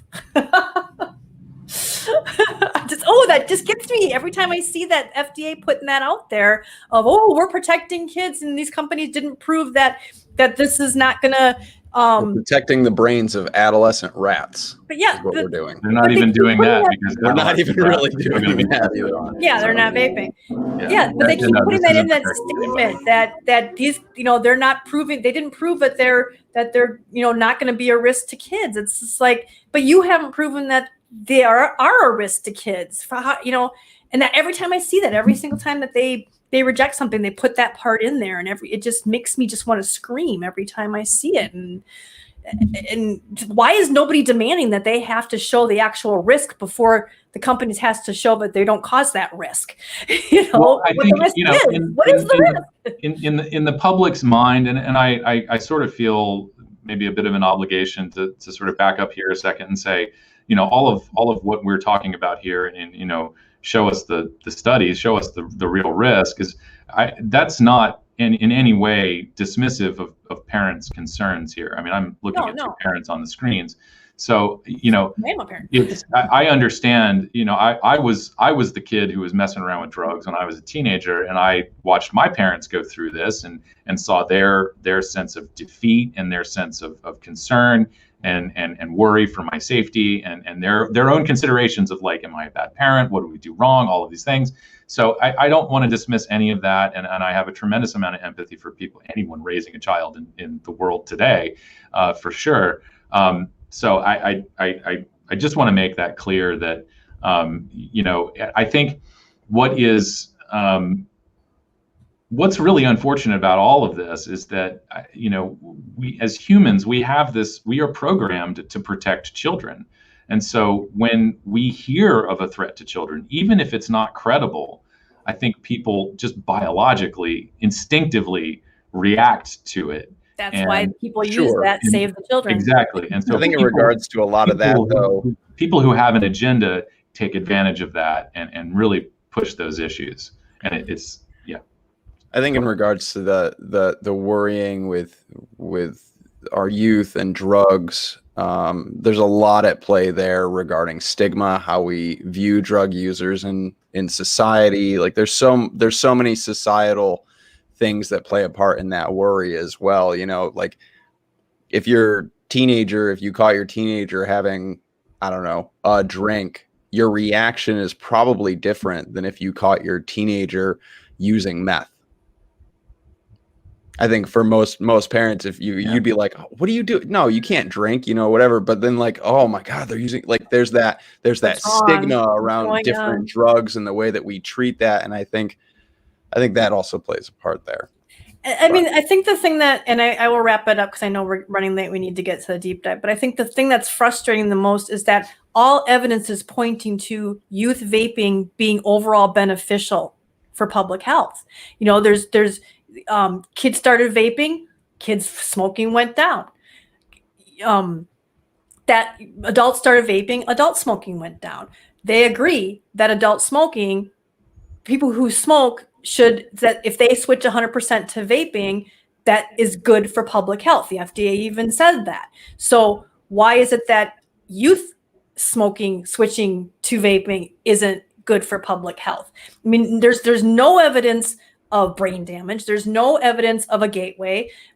There's no evidence of kids who aren't already smoking or already have the, what is that called? Combined, or I always mess this up. That risk, that corresponding, the corresponding risk that they're already likely to smoke. And so when they look at the gateway studies, they keep coming back saying, well, you know, yeah, these kids who are vaping sometimes go on to smoking, but that's probably because they would have gone on smoking without the vaping. You know, they would have just skipped straight to smoking, you know. And so every evidence we have is that all of this is doing for youth is leading them to less risk. If they vape, they have less risk because the kids who are vaping are largely already smoking. The kids are not continuing on to vaping because if you watch the numbers, it drops down at 18 to 24 from that huge number from, you know, for high school seniors that they love to use. Well, then you go into 18 to 24 and it drops way down. So those seniors clearly aren't going on to keep vaping. And daily vaping is so low. Just everything shows that, you know, it's good for public health for smoking teens to not become smoking adults. And they admit that most people who smoke as adults started as teens. So everything says that it's, so then they say, you know, prove it that, so I give up. I will end this on a book recommendation for anybody who I think wants some more context on this. When we start talking about numbers, my eyes glaze over. So I think if you have a book in front of you that contextualizes things, it's probably pretty good. There's a book out there called Outgrowing Addiction. The author is Stanton Peele. And one of the things that I didn't know was that as far as substance use goes, young people actually have a remarkably high probability of outgrowing substance use. And for smoking or nicotine use, it's like 87%. And then you get into the less accessible, more psychoactive drugs, you know, cocaine and heroin, you get up into the 90s as far as, you know, young people just getting over it and outgrowing. It's a phase kind of by the time they get out of high school. So, and of course, you know, what we know is that most of the young people who are using vapor products are doing so on a infrequent basis as experimentation, and these are not kids that are going to grow up to suck down 2 packs of Marlboros a day. So anyway, and the vast majority of youth in general don't use. Yes. And I just want to clarify. Product, period. I just want to clarify. Nobody's saying that kids who aren't smoking or going to smoke should start vaping. Nobody is saying we want to see kids vaping. That's not what we're saying. What we're saying is these are high-risk kids who are already likely to smoke. And it's been proven that they're the ones who are vaping and the other kids having at least 1 or 2 puffs in the last 30 days. And I believe that Jacob talked about that in the article. Was it that article? I'm not sure. But just how ridiculous this whole current vaping thing is last 30 days they had at least, you know, but most of them had 1 or 2 puffs. And that's what a lot of these kids did. And even if you look at those charts that I showed in my take, if you go look at that, the numbers of people who tried smoking versus the numbers who became daily smokers are hugely different. You're talking about 450,000 for the tried smoking, you know, initiation, but then it drops down to like 109. So like a quarter of the people who had tried it, which is around the 20% number, you know, went on to become daily smokers. So kids trying something doesn't mean that they're addicted to it and stuff like that. So again, I'm not saying that, oh yeah, let's go ahead and let all kids vape like it's drinking flavored water. That's not what I'm saying. I'm just saying it's a generally a reduction. It's a harm reduction.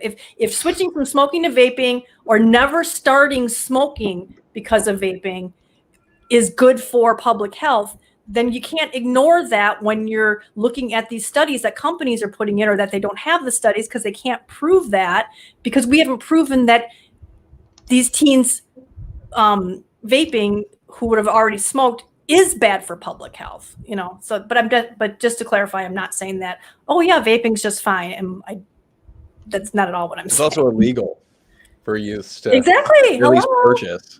Let's enforce the laws we already have. So, anyways, was that still our take?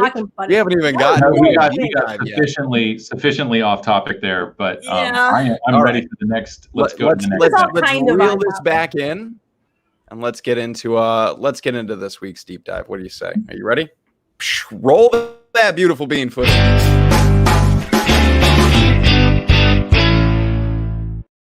All right, this week's deep dive. What do we have going on, and how deep are we diving? Should I get my scuba gear on? You know, right?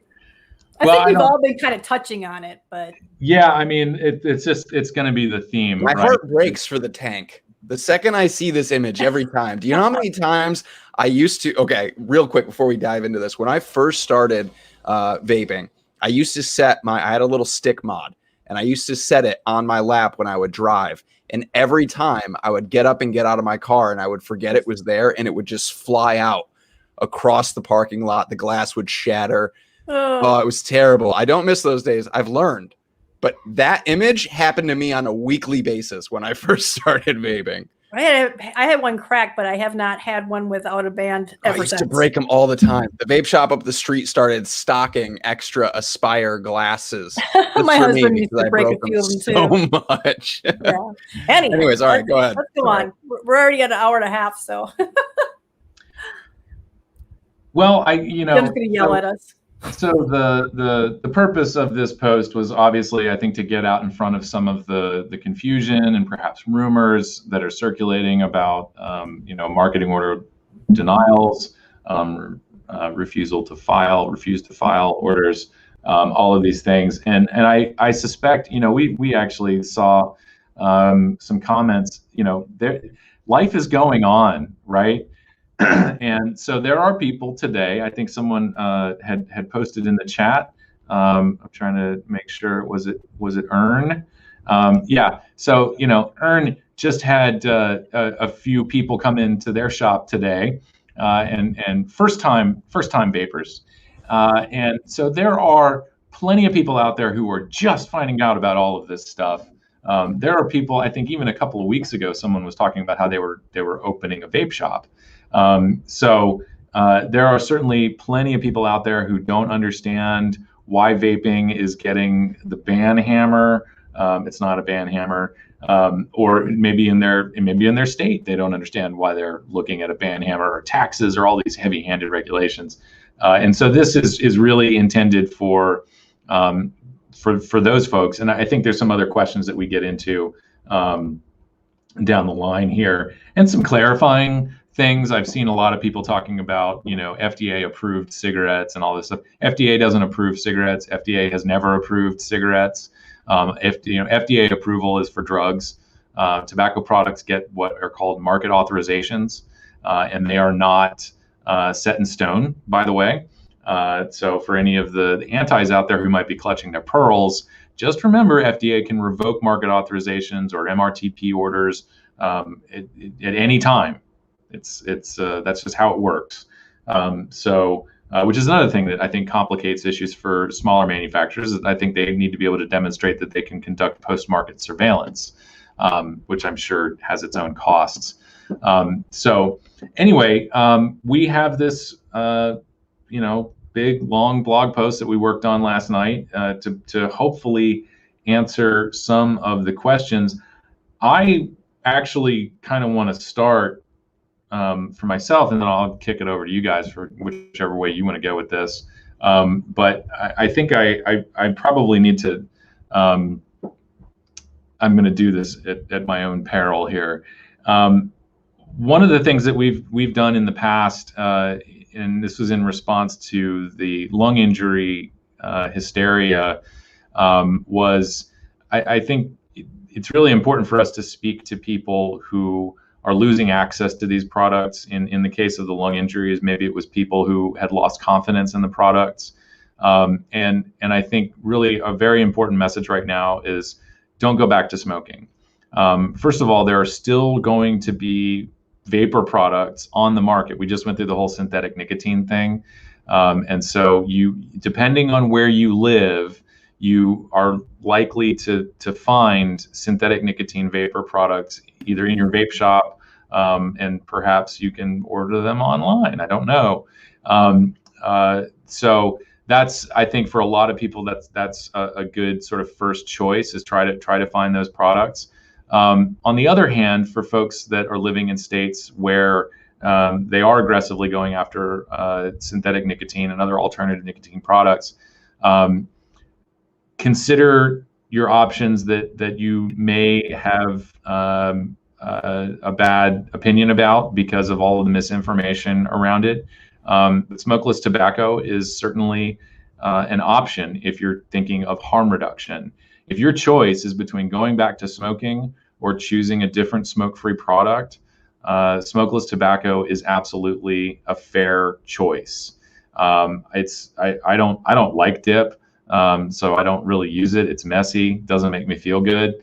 But in terms of risk, it is orders of magnitude less harmful than smoking. In fact, a lot of the information that or a lot of the data that was used to support the low risk of vaping was based off of smokeless tobacco and Swedish snus, because there's no smoking. And so the risks are likely to be similar. And also, of course, and Brad Roddy is a great resource for figuring out, getting some context behind the research that's gone into misinforming people about smokeless tobacco, which all of this, of course, started, I believe, sort of in the 80s. And so those are viable harm reduction options that I encourage people to find. You can still get snus and smokeless tobacco shipped to your house. It is age gated. I mean, it is signature on delivery, which recently has just been telling the guy my last name. But it is possible. UPS will ship smokeless tobacco to your house, and there are shipping costs involved. But add it all up, and it's still cheaper than smoking and not nearly as risky. Orders of magnitude less harmful. The other thing that we did include in this here is DIYing. For those who are brand new to the vapor space, DIYing is how this all started. People were not satisfied with the products that were coming in from overseas, and so they took them apart, put them back together again in a way that satisfied them, which included adding flavors, which, again, I will just say it so everybody can burn it into their brains. The timeline does not fit the narrative.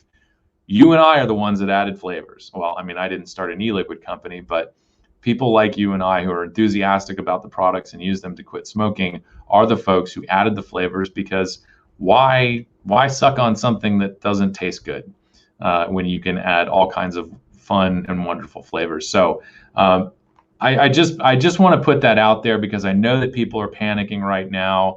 I really do hope that you can find the synthetic nicotine options that are going to be out there. But if you can't, please think a little bit outside the box, challenge your own notions of what you've heard about some other tobacco products. And you may find that these products work for you. I know that oral tobacco products do not replace a lot of the sensation of vaping or smoking. I don't vape anymore, but I do miss the inhale, exhale. I'm right there with you. And I would go head to head with probably just about anybody in chat and say, I vape higher nicotine than all of you.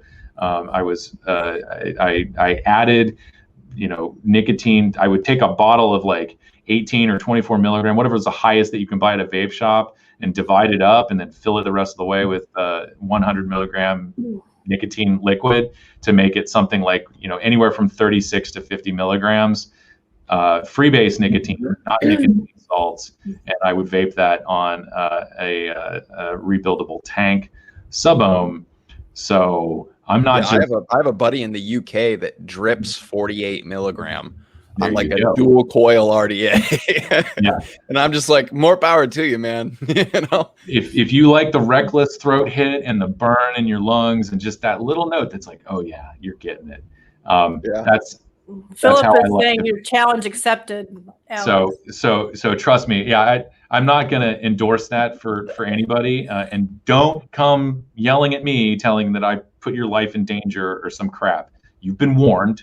This is how I vape, and I only offer that up. I'm not trying to look like a tough guy. I just offer that up to say that I do absolutely understand people who need that sensation of inhaling and exhaling. And I don't want to suggest in any way that snus is going to completely replace that for you. My take on this is that as I moved away from cigarettes and as vaping became more of a thing for me, my relationship with nicotine changed, and I've always felt like I've had more control over my relationship with nicotine, and I think it was vaping that allowed me to make this transition to a smokeless product.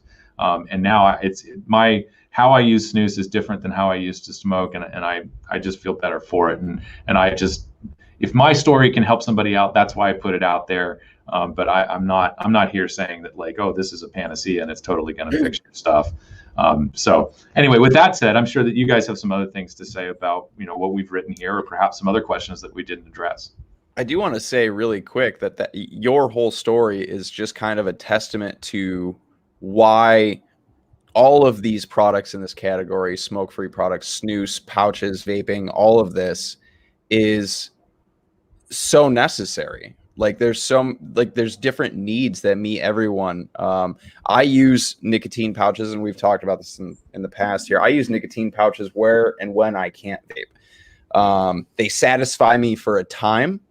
They get me through those nicotine cravings. If I'm working somewhere, if I'm inside somewhere for a long time, I can throw a pouch in. I'm good. I don't have that nicotine craving. But for me, it is very much, it's cool if we just keep, we don't have to show me for the rest of the show. This is totally cool. I get to hide now. But for me, it's very much the other sensory issues, the other, not issues, but the other sensory components to inhaling, exhaling, the visual stimulus, the hand to mouth, the oral fixation, all of those things. So there's going to be a lot of people, I'm sure, out there that are like me, where those products aren't necessarily going to always, they're not always going to work, or you're not going to be able to fully transition. I'm not somebody who would be satisfied fully transitioning over to an oral nicotine product. But I'm more than capable of using them in situations where I can't vape. For me, though, it's like the minute that I get back to where I can vape, I'm having a vape, So they're tools in the toolbox. That's kind of how that's where they all belong in that same harm reduction toolbox. They're all viable options, whether it's situational or full replacement, or you use them in a combination like I do. They're all tools in that toolbox to move us away from smoking combustible cigarettes or combustible tobacco in general. Yeah, I held up my box. I have a box of coffee flavored on. I don't know what the milligram. Those coffee flavored ons to me taste like instant coffee when you go camping and you make instant coffee. That's what that tastes like to me. That's delightful. But I have a little shout out to Jennifer Winstead, who DIY'd me some e-liquid that I didn't get all the way through, but it was delicious. Yeah. So, thank you, Jennifer. Now my husband, I've told the story. Anybody's watched the show knows that my husband used snus, and because vaping alone didn't do it for him, just something missing from it. So he actually still uses snus at work. And then same thing, as soon as he gets home, he wants to vape. He wants that, that hand to mouth thing. I don't know what I'm going to do if I couldn't get my liquid. We put a big chunk of our stimulus towards stocking up. Wow. Over the last, and the company we buy from is still mailing as of last week. And I did also stock up on some DIY stuff, which I've never done DIY, but I can't see trying to use a pouch or snus or anything. And, if that's gone, I think I probably will just try to quit and hope that I just don't eat myself back to 215 pounds again. Because my mom quit smoking and that she switched to food, and she was morbidly obese. So I could see that easily happening.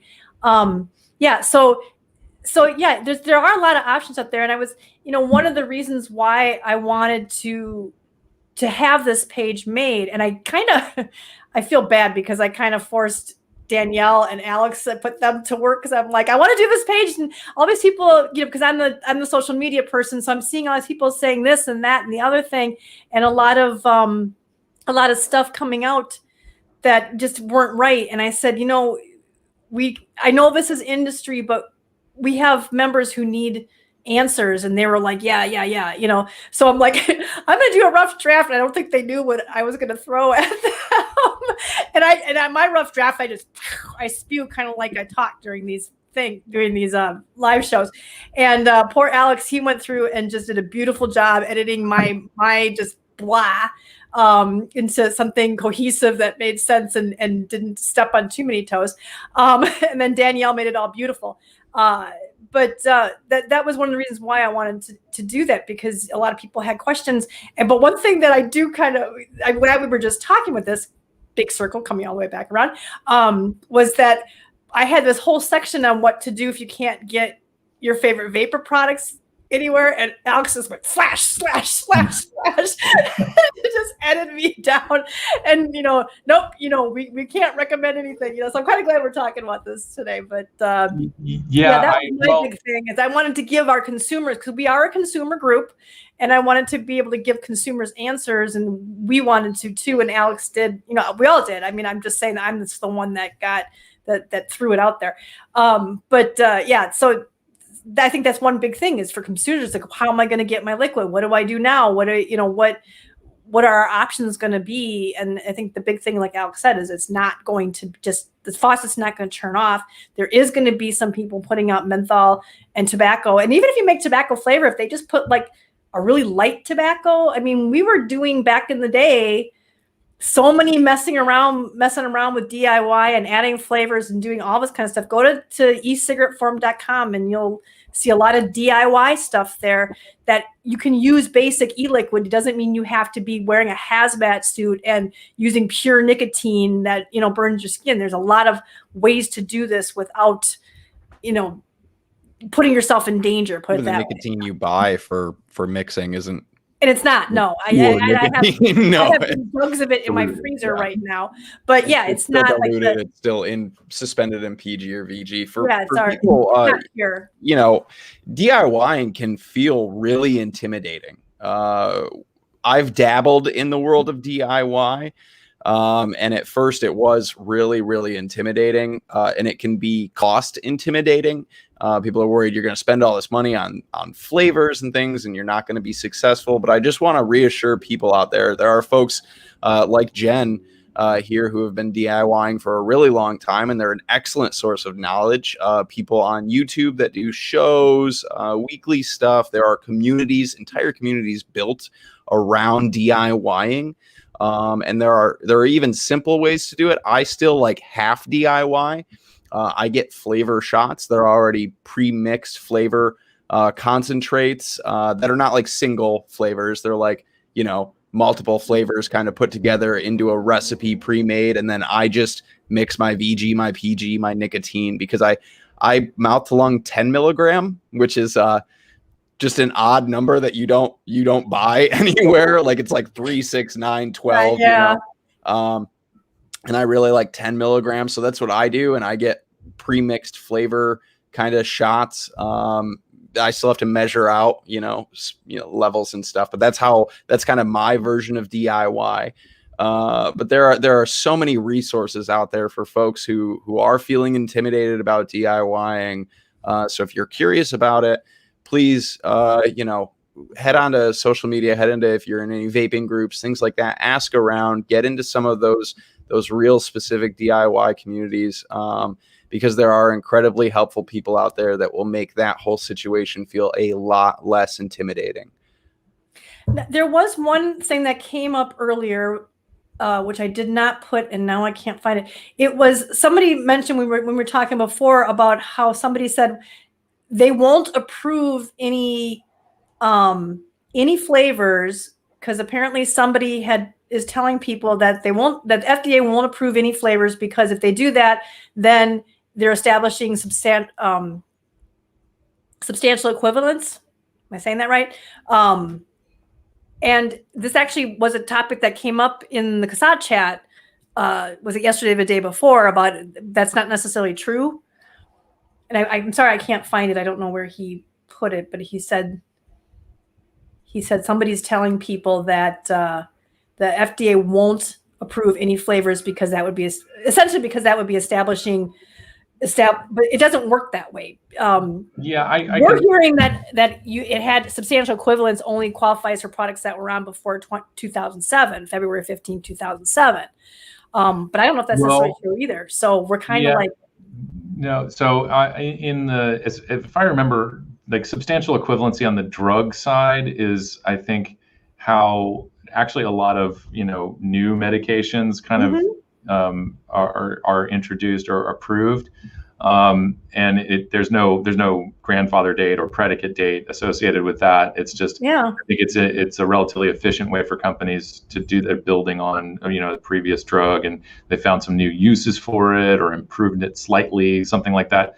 But on the tobacco side, my understanding is substantial equivalency is like practically identical.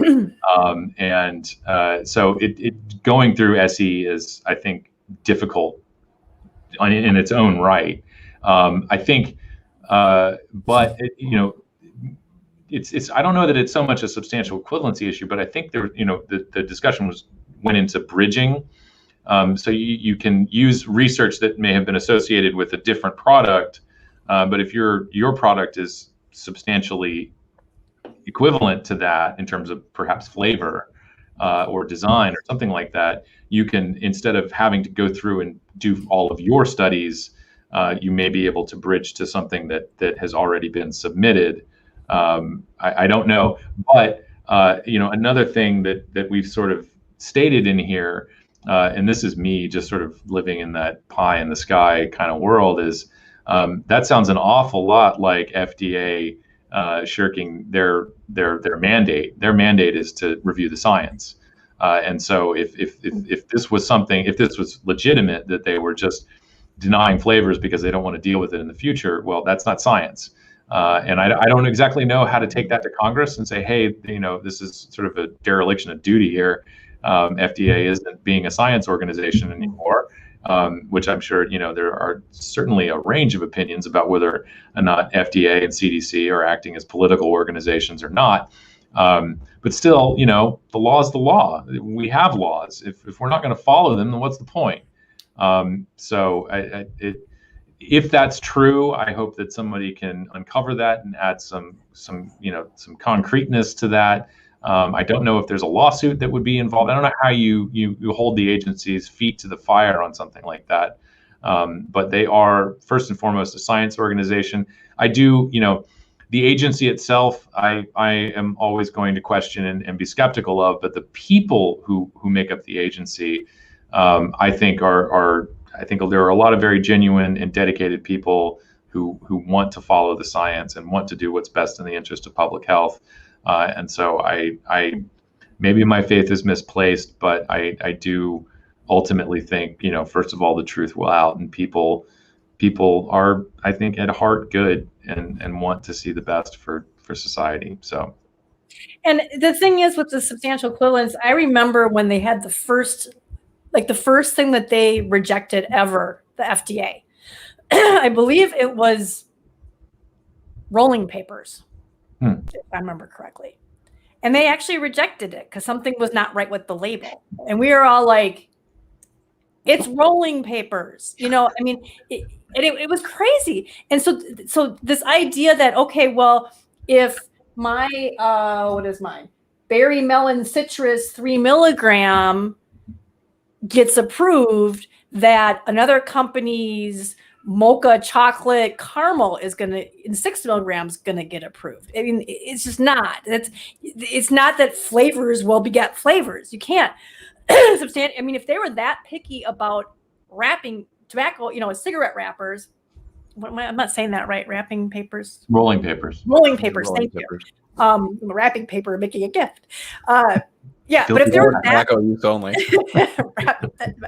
But so if they're making it that difficult for rolling papers, you think they're really going to just say, oh yeah, well, we approve this flavor, so now all the other flavors you have substantial equivalency. It's not going to be that easy. Now, I don't understand what, I believe it was like Greg and some other people possibly, but I thought that a lot of the board were discussing it in the Skype chat, and they were saying, yeah, that's right. It has to have been on the market for substantial equivalency before 2007. That didn't sound right to me, because I thought, like you mentioned, that with drugs, as long as one's already been approved, if you're pretty much doing the same thing, like with generics, that's what they do for generics, that you're essentially approved too. But it has to be almost exactly the same thing. Well, sure. A generic drug is essentially like the same. Right. Same drug. But with vapor products, you're looking at a lot of differences, because every flavoring is different. Are you using flavor art? Are you using Loran? Are you making your own flavors? Just because this is apple flavored and that's apple flavored, they could have different chemicals making up that apple flavoring. Some could have different aromatics that make up. Yeah, or some could be an apple oil based. God, please don't use the oil-based stuff. Do not use it. Food. But I'm just saying that's an example of that. One company is using an oil-based apple extract, and the other one's using a PG or VG based one. Those are very different, even though they're both just 3 milligram apple e-liquids. So substantial equivalence is a lot more complicated than it seems, is where I was saying. So just really quick, going into the oil, PG, and all that, those are all just the carrier liquids. You could essentially have the exact same apple aromatic suspended in oil or suspended in PG or VG. Please, everybody out there, don't use anything ever. Anything with oil. A big, real quick indicator is if you have oil floating to the surface of your mixed bottle of e-liquid, you got the wrong flavoring. But yeah, you could absolutely have the same apple suspended in either one. Right. Yeah. So that's what I'm just saying, is that first it's not going to be so. But that's also the same reason why, because some people were asking, and this is another reason why I'd thought about putting this facts thing out, was that people were saying, well, now that they've banned all these, and they haven't technically banned them, they just didn't allow them, because none of this stuff has been allowed technically for the past how many years, since they deemed in 2016, but it retrospectively went back. But they said, if now that these have all been like unapproved or whatever, banned because they have flavors, does that mean everything else is not going to get approved, was one question. And the other part was, will everything that's already been approved have to come off the market? And that's kind of a trick question, because nothing's been approved yet. So I was like, well, nothing's been approved, so you can't that's a non-starter. But no, these companies just didn't have the right kind of science. They didn't give the information that the FDA was demanding. And there might be some bigger companies who will be able to somehow prove this. Maybe they'll use some of the points that I've made about vaping not being an actual threat to youth or something in the way that it's being claimed, and it is better for overall public health. They might have some trick up their sleeve. Unfortunately, you might be vaping a mango jewel pod, but it's hey, but a lot of people love those mango jewel pods. Got them to quit smoking.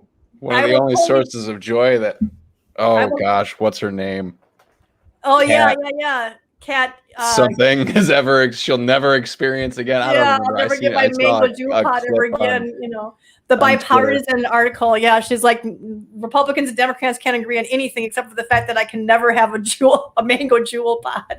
Yeah. So just to I think kick the fire ant nest here a little harder. When you were talking about what has FDA authorized, just to be clear, FDA authorized a new combustible cigarette before they are granting authorization to a vapor product. People may not know that it's like Moonlight and something other, some dumb name. 22nd Century is a tobacco company, and they are making very low nicotine content cigarettes. And so that was granted market authorization. However, 22nd Century, I believe, said in a press release that they don't intend to market their cigarettes until they get a modified risk order. And they claim that they are making a modified exposure claim, but they are in fact making a modified risk claim. So I don't know that that's. It's got to be solely on the basis of like the idea behind VLN is to basically essentially null out any dependence. So like you could smoke these and have yourself a great day or whatever, but you're not going to be jonesing for another one after. So I guess that's the whole modified. But like, is it you're looking at you're looking at the potential of risk or the potential of risk down the road, not like the actual risk of using, because it's still a combustible tobacco product. If you're still lighting it on fire and inhaling it, it still has the same level of risk as a full nicotine cigarette. But it's the potential for risk down the road because we've culled the dependence factor. But I had a big debate with one of the investors or whatever in this company. They're all over the place saying, "Oh, we're even best." And they actually say, "Well, we're going to push people to vaping." That's what they've tried to claim. You know, it's like not if they keep banning us. The Wall Street bros or the company? The product. Because people won't want to smoke because they won't get their nicotine, so they'll go to vaping to get their nicotine. Why do I need to buy your stupid cigarette to get to that point? I would just go buy regular cigarettes. Here's the thing, though. They also admit it has nothing to do with getting people to quit. They're a lost cause. The whole thing is about when youth use them, which now they're admitting youth are going to use them, that they won't become addicted because the nicotine levels are so low. Yeah. But it does nothing. They admit it does nothing. What happens when youth go, this sucks, people. This brand is terrible, I'm going to go find a way to get the other brand that I know is... The whole point is that they want... Like FDA... none of these people have ever been teenagers. No, the whole point is that the ants want FDA to make all cigarettes have to do this. Right. And the FDA has signaled that it might want to do that. And there was something else too, but somebody mentioned in the comments about zero nicotine and what's going on with that I think they were talking about smoking, was it? Or were they talking about zero nicotine vaping? I don't remember. But the FDA is literally prohibited from banning cigarettes. It's prohibited from requiring a prescription for cigarettes or tobacco. And it's prohibited from forcing cigarette companies to reduce their nicotine levels to 0, but they're not prohibited from putting it to 0.01. You know, so that's what they're trying to do. But again, it's all about the children. It has nothing to do with saving millions of adult lives. It's all about the children and not having them smoke. But they don't think about, well, what are these kids going to do instead of smoking? Because they have that risk factor. Yeah, it's not their. I'd like to circle back to my take from the previous segment and say these are not unintended consequences. Someone is making the conscious decision to hang smokers out to dry and focus all of this effort on kids. Mm-hmm. Yeah, absolutely. Yeah. All right. I don't think there was. Are we content with wrapping up that deep dive today? I am officially just broken through the 2-hour mark. So but if there anybody who had questions, as I was going to ask if in the chat. So you were. I was going to ask if anybody in the chat has questions. Post them now, because that's why we're doing this. We want to be able to answer that. You know, that's why we created this page. It was to help answer your questions. And I don't know, maybe our page did that good of a job and nobody has any more questions, but I find that hard to believe. Somebody says they have a question. King Dobby? There you go. I have a question. Okay. What's more of a statement? Right? I mean, there was one that says, doesn't the USA call them nicotine inhaling products? No, they call them electronic nicotine delivery devices, or ENDS. Yeah, no, I do want to clarify. The USA doesn't call them electronic nicotine delivery products. Our government calls them that. Yeah. Our anti-substance loving, our pro-prohibition researchers and tobacco control community calls it, but America calls them vapor products, vapes, vape pens, vapes, whatever, your e-cigarette. So personal what do you think? Electronic nicotine inhalation systems. I knew somebody was going to say that one. I knew somebody was. Chris says, how quickly do you think that the TFN, tobacco-free nicotine, and I believe we're talking about synthetic nicotine in this point, will be a viable option for small businesses? We're a consumer group. We really don't know that. But I say I'm nowhere near comfortable enough trying to make a prediction there. But it'll be shorter for states and local governments than it is for federal. Well, no, will it be a viable option? So they're asking, how soon do you think people will be actually selling the synthetic nicotine? I'm not able to confirm with any certainty that people are actually using tobacco-free nicotine or synthetic nicotine. Actually, Wayne over at DIY or Die has a good video or a good write-up on the differences between synthetic nicotine and tobacco-free nicotine. They're two different things. Or I think you talked about that too, Logan. My brain is just marshmallow at this point. It's Saturday, COVID. So I can't really confirm that companies are actually using these products to make their e-liquids, but they are. It sounds like some are. It's a cost thing though, right? Like TFN or synthetic, it's cost prohibitive for companies. So there aren't very many there are e-liquid companies that do use TFN out there, because there are manufacturers and companies that, kind of run with the idea of like fully remove yourself away from tobacco. And that's kind of the idea, but it's cost prohibitive. But I'm positive that the further we move down this timeline, there's going to be more companies using them. So from what I understand, I'll just reference the write-up from Wayne at DIY or Die again. It is more expensive, but it doesn't really price you out. So it's still competitive. It's still cheaper than buying cigarettes in many places. And I think the difference between TFN and synthetic is going to be, I think, in the potency. That was something that he discussed there. So as far as I know, and I'm speculating here because I don't have any insider knowledge, it is immediately viable.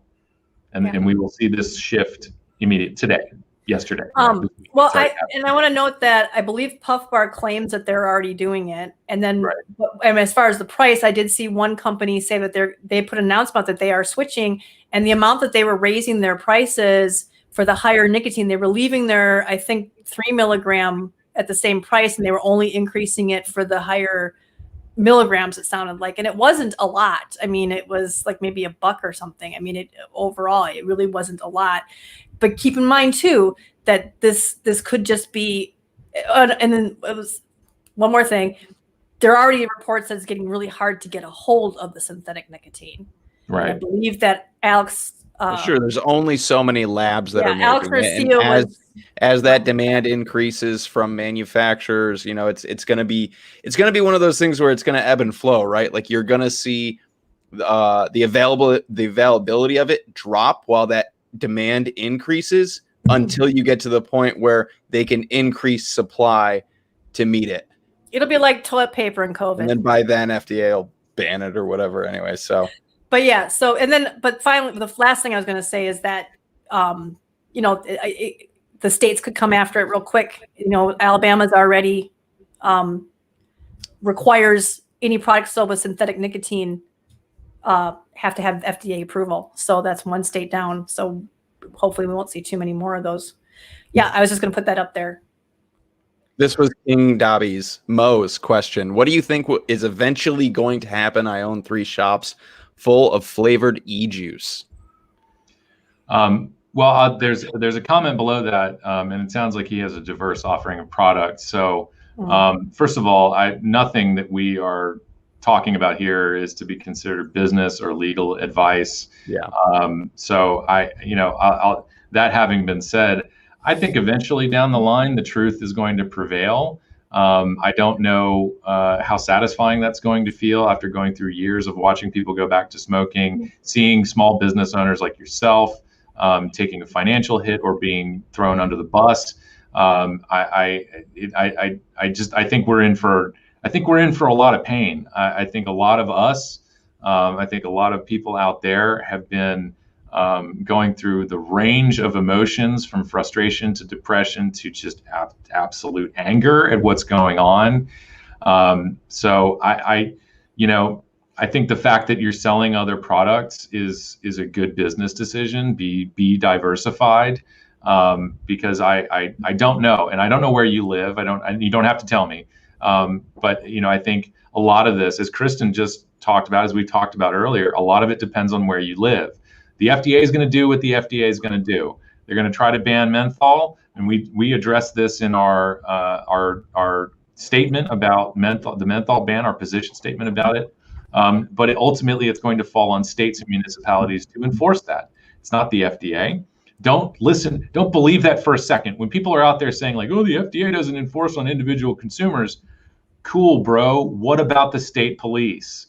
What about the DEA in your community? What about your local sheriff? Those are the people that are going to be enforcing the laws. Again, it depends on where you live. It depends on how quickly jurisdictions move against synthetic nicotine. I am still crossing my fingers, holding on hope that FDA is going to approve a flavor other than tobacco, mint, menthol, and wintergreen. But I don't know. And if you're asking, I mean, because the way he says, I have, 3 shops full of flavored e-juice, are you asking on September 9th, what do you do with all of that? We can't tell you what to do with all of that. Again, we're a consumer organization, but we can say there's probably going to be plenty of consumers who are going to want to buy it from you. I don't know if you're planning on shutting down or whatnot. You might want to join some vape shop or industry groups on Facebook or whatnot and find out what they're doing. I mean, what other companies and what vape shops are doing runs the gamut from I'm dumping all my stuff, I'm selling it to another vape shop that's decided it's staying open, I'm getting out, or I'm marking everything down and just selling off is the FDA going to show up on September 10th and fine you for having your vape shop still open? Possibly. It's possible, yeah. But possibly not. So, that's a risk that you'd have to take, and we're not going to tell you that that's what you should do in any way, But I'm just saying you want to talk to consumer or to manufacturing groups and fellow manufacturers and vape shops about that. We're not the people to talk to you about that because we're the ones who are trying to figure out what to do for consumers. Yeah. I'm sorry, I can't answer that better. The two things that you I think touched on. First of all, I think right now FDA's priority is going to be against manufacturers. And so we've already heard I think Lance Churchill tweeted something up about someone in the industry they know. They got their marketing denial order, on this day. And then like 3 to 6 days later, an FDA inspector showed up to make sure that they weren't still manufacturing. And this is, even before the 9/9 deadline. The other thing is, I don't plug, I don't normally plug industry groups, but we are actually a member of NATO, which is the National Association of Tobacco Outlets. I will tell you, we're not a tobacco retailer, but the reason why we joined was because they run a local issues program, and that gives us access to a lot of the local stuff that we're not going to be able. We can't afford to do the tracking on that, so we can pay for a membership in order to get access to those conversations. But since you are a tobacco retailer, I don't know that they have anything active in Georgia. But first of all, I don't think Georgia is going to be a huge threat. Don't make business decisions based on my analysis. But Georgia hasn't really been a whole lot of trouble throughout all of this. But NATO is something that you might want to look into as far as being a part of a business association. Going back to, is FDA going to come kicking down doors on the 10th? I tweeted this morning out there because I've just been seeing a plethora of real amazing people out there, tweeting and putting out on social media. We will continue to help people stop smoking. We will continue to sell our products regardless of FDA, regardless of what the law says, regardless of this and that and the other. And, which is consumer thing. I think that's your heroes in my book, but please stop posting it all over social media that you're going to break the law regardless of FDA's decisions. Word of mouth is really difficult to track. And if you're one of the few people around doing this, and there are that will spread very quickly, and you will still have good business, and you'll still do what. But please stop putting it all. I don't want to see people get arrested. I don't want to see people jailed for these things. I don't want to see your efforts, in vain. I want to see you continue to help people stop smoking, and you can't do that when you're behind bars or worse. So. Yeah, I mean, we see anything from it's people. One of those, I get it though. I get it, right? Like people, it's a champion call. It's a rally cry, but you know, heads low. Heads low, friends. We can't say what to do with your stock or what to do with your business at this point. But like I said, we've seen anything from people, they're just selling it all off and getting rid of it, to people doing what Logan just talked about screw it, I'm still going to do it. So you have to decide for yourself what you want to do on just that. Knowing a little bit about illicit markets and endeavors, the lower you can hang your head, Like, I love the rally cries out there, and I'm just like, you're all amazing, but I'm just like, it doesn't take very much to go on to Twitter and type in some keywords and track down some IP addresses. So for people out there, just be aware. Just have some sensibility about it. Some awareness is all, some caution maybe. But yeah, definitely not business advice from us in any way. Okay, so I think, Alex, have you moved on to the next question here? Do you have a list for Kenny? Yeah, this is asking. This is from the FDA's site. These are all of the companies as of yesterday that had received marketing denial orders. So we're looking at about 26 companies, and right down here, this I think was probably a surprise for a lot of people. Niquid. Niquid is one of the oldest companies around. Niquid was a part of AMSA. Founding member of AMSA. That's the American E-Liquid Manufacturing Standards Association, as if we need another organization with all kinds of letters in their name. This is a bit of a surprise because this is a company that has been, I think, striving to sort of set a standard in the industry as far as quality and transparency, and themselves working to develop standards that may be presented to FDA and say, hey, look, here's a standards-based way to go about approving these products. I know I'm probably not talking about it the best way. And to be fair, AMSA also took a sort of a counter position to supporting the Cole-Bishop Amendment. So we found ourselves sort of on opposite sides of the lobbying game, that supporting or a particular piece of legislation. But all in all, kind of a shocker. Not ultimate. I mean, any open system product to get a denial, I don't think any of us are all that shocked about it. But these were, again, I think the other thing that people are sort of reiterating, it's not, I don't believe all of their applications were denied. Yeah, they have tobacco flavor, menthol flavors other than tobacco. But still, serious business when a company like Niquid is on that list. So. All right, next question. I'm trying to move this along, so let's. They said this one's an easy one. Why is vaping not treated the same way as cigarettes if they're saying vaping is a tobacco product's a double standard? If you read our is FDA banning vaping, go and look in the history. We talk about the fact of why vaping is considered a tobacco product instead of like a drug, but we also explain why with that cigarettes, anything on the market before February 15th, 2007, was grandfathered in. And so because no vapor product was on the market in the U.S., being marketed in the U.S. Before that time, cigarettes got grandfathered in, and all vapor products have to go through the PMTA process. So that's the answer to that question. I believe, and I think this may be on our timeline, I'm not sure, but when FDA, I can't remember if it was 2016 or 2014, it might have been in 2016 when they responded to everybody's comments on the deeming rule, they noted that they found one product that was on the market pre-February 15th, 2007. So, yeah. I think it was either like a Ruyan e-cigar or something like that. And it's another one of those things that I think is an example of just how ill-prepared FDA still is to regulate these products.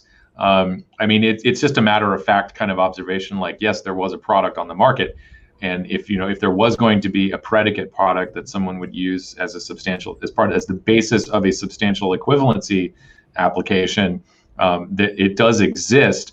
But the products, the industry, the community has evolved since 2007, obviously, and that product isn't on the market anymore for a reason, because it was probably very underwhelming. So I can't imagine it was all that really great. a predicate product. Right. Some of these questions, folks, you might want to just wait till we're over and go back and watch the replay, because we did talk about this. Yep, I read an article saying puff bars say that they're already using synthetic nicotine also, Beth, and that's pretty much all we know about that, because we have no idea if they really do or not. I mean, we don't even really but know yes, much they about do. puff bars still at this point. They do claim. Vicki, we did talk about Alabama earlier with synthetic nicotine. It is illegal there. So what you guys do, again, we're a consumer agency. There's nothing we really can give you advice on. I would recommend joining some manufacturing and trade groups. Yeah, because they're the ones who are going to be brainstorming for stuff that you could do with things like that. And again, not all of the regular products are going to be completely banned. So, I mean, don't get ahead of yourself thinking there's going to be nothing but synthetic nicotine on the market products, because some products might still get approved. But, we don't know that. We don't have, like we said, we can't predict the future. But again, we can't really give you advice on that as far as synthetic nicotine. Yeah, I think, the other thing is, I again, not business advice, but perhaps just to state the obvious, and I don't like giving people answers that are sort of like, well, you're just kind of screwed. Oh no! But, did I say that? I didn't I don't think you did that. I'm speaking for myself. I'm speaking for myself here. I think, first of all, as King Dobby or Mo pointed out, there are other things that he sells. I know for sure there are people in the vapor space, people at vape shops, they don't want to sell combustible tobacco. I'm not saying that you should, but in terms of, perhaps you've got a couple of years left on your lease. It's not an easy answer, but thinking of sort of rebranding your store. There's a vape shop in town here that I have to go visit, because New York has the flavor ban. But they closed down for a little bit during the lockdowns and the pandemic, but reopened, and it is still the Plattsburgh Vapor Company. And so I'm curious as to what he has restocked his shelves with, and how much of a vape shop it actually is. All of that to say, I don't have a good answer for Alabama. And I don't have a good answer in terms of what trade association you should join, because the big national groups are either gone or there's not much of them left. SFATA is still operating, and there are a lot of people who are sort of engaged in information sharing and supporting one another. So definitely check that out. And as Kristin pointed out, there are Facebook groups. There was, the PMTA sharing information with people coming together and trying to get through the process. So there is support out there, and I can almost guarantee you're going to get better ideas out of them than you are out of me. But I just, thanks for sticking your neck out to begin with, and I'm sorry that your state sucks. Yeah. And pretty much, well, that answers your question too. We can't really answer your question. You know, what should you do wait till after the 9th or not? I don't know. He came back and said, did you answer my question? So I don't know if he ran off to the bathroom or something, but and missed our whole part that we said to him. But yeah, we really can't give you advice on what to do with that. You're going to have to figure it out. What if you want to just keep selling, if you want to order more. I just last week ordered a bunch of e-liquid online. They seem like they have nothing up on their website saying, and it's a US e-liquid manufacturer, and they have nothing on there saying they indicate that they're going to stop still hasn't finalized their final rule. And so they've got nothing in there. So there's a lot of companies who are still selling. Right, talk to your distributors, find out what they're planning. I mean, whether or not you continue to sell after the 9th, products I don't know how many products in your store are on that list that Alex just showed. They may not even be on that list, so they may not even be ordered to stop making their product yet. So only you can really know the answer to that. So I'm trying to see, did I miss any other? Yeah, I will. And Mo pointed out here, switching over to selling Delta 8 THC. Again, I think that's probably a bit like the synthetic nicotine side of things, at least here in New York. It's legal for now, but I suspect states are, and especially somewhere like Georgia, is probably going to be jumping on trying to rein that in, however ill-advised that is. But yeah, for some people, moving into the cannabis space is probably going to be an option for a lot of people. Already is. Yeah. For sure. Jennifer, here's a nice way to end the show, I think. Jennifer said, thanks for all you guys do. I have the utmost respect for y'all because I did consumer advocacy for 6 months and burned out quick. Yeah, it's a thankless job, and it's not for the faint of heart, but it's not thankless. Jennifer's sitting right here thanking us. Yeah, you're thanking us right now. No, yeah, and I can't tell you how much that means to us. Every time you guys, give us kudos or thank us and show appreciation. We are just a little grassroots thing. You guys are CASAA. If you're a CASAA member, you're CASAA. We couldn't do this without you. Our whole basis is we give you the stuff that you need to go out and advocate and do the hard work, really. You meeting with your lawmakers and calling people and sending emails and all that stuff.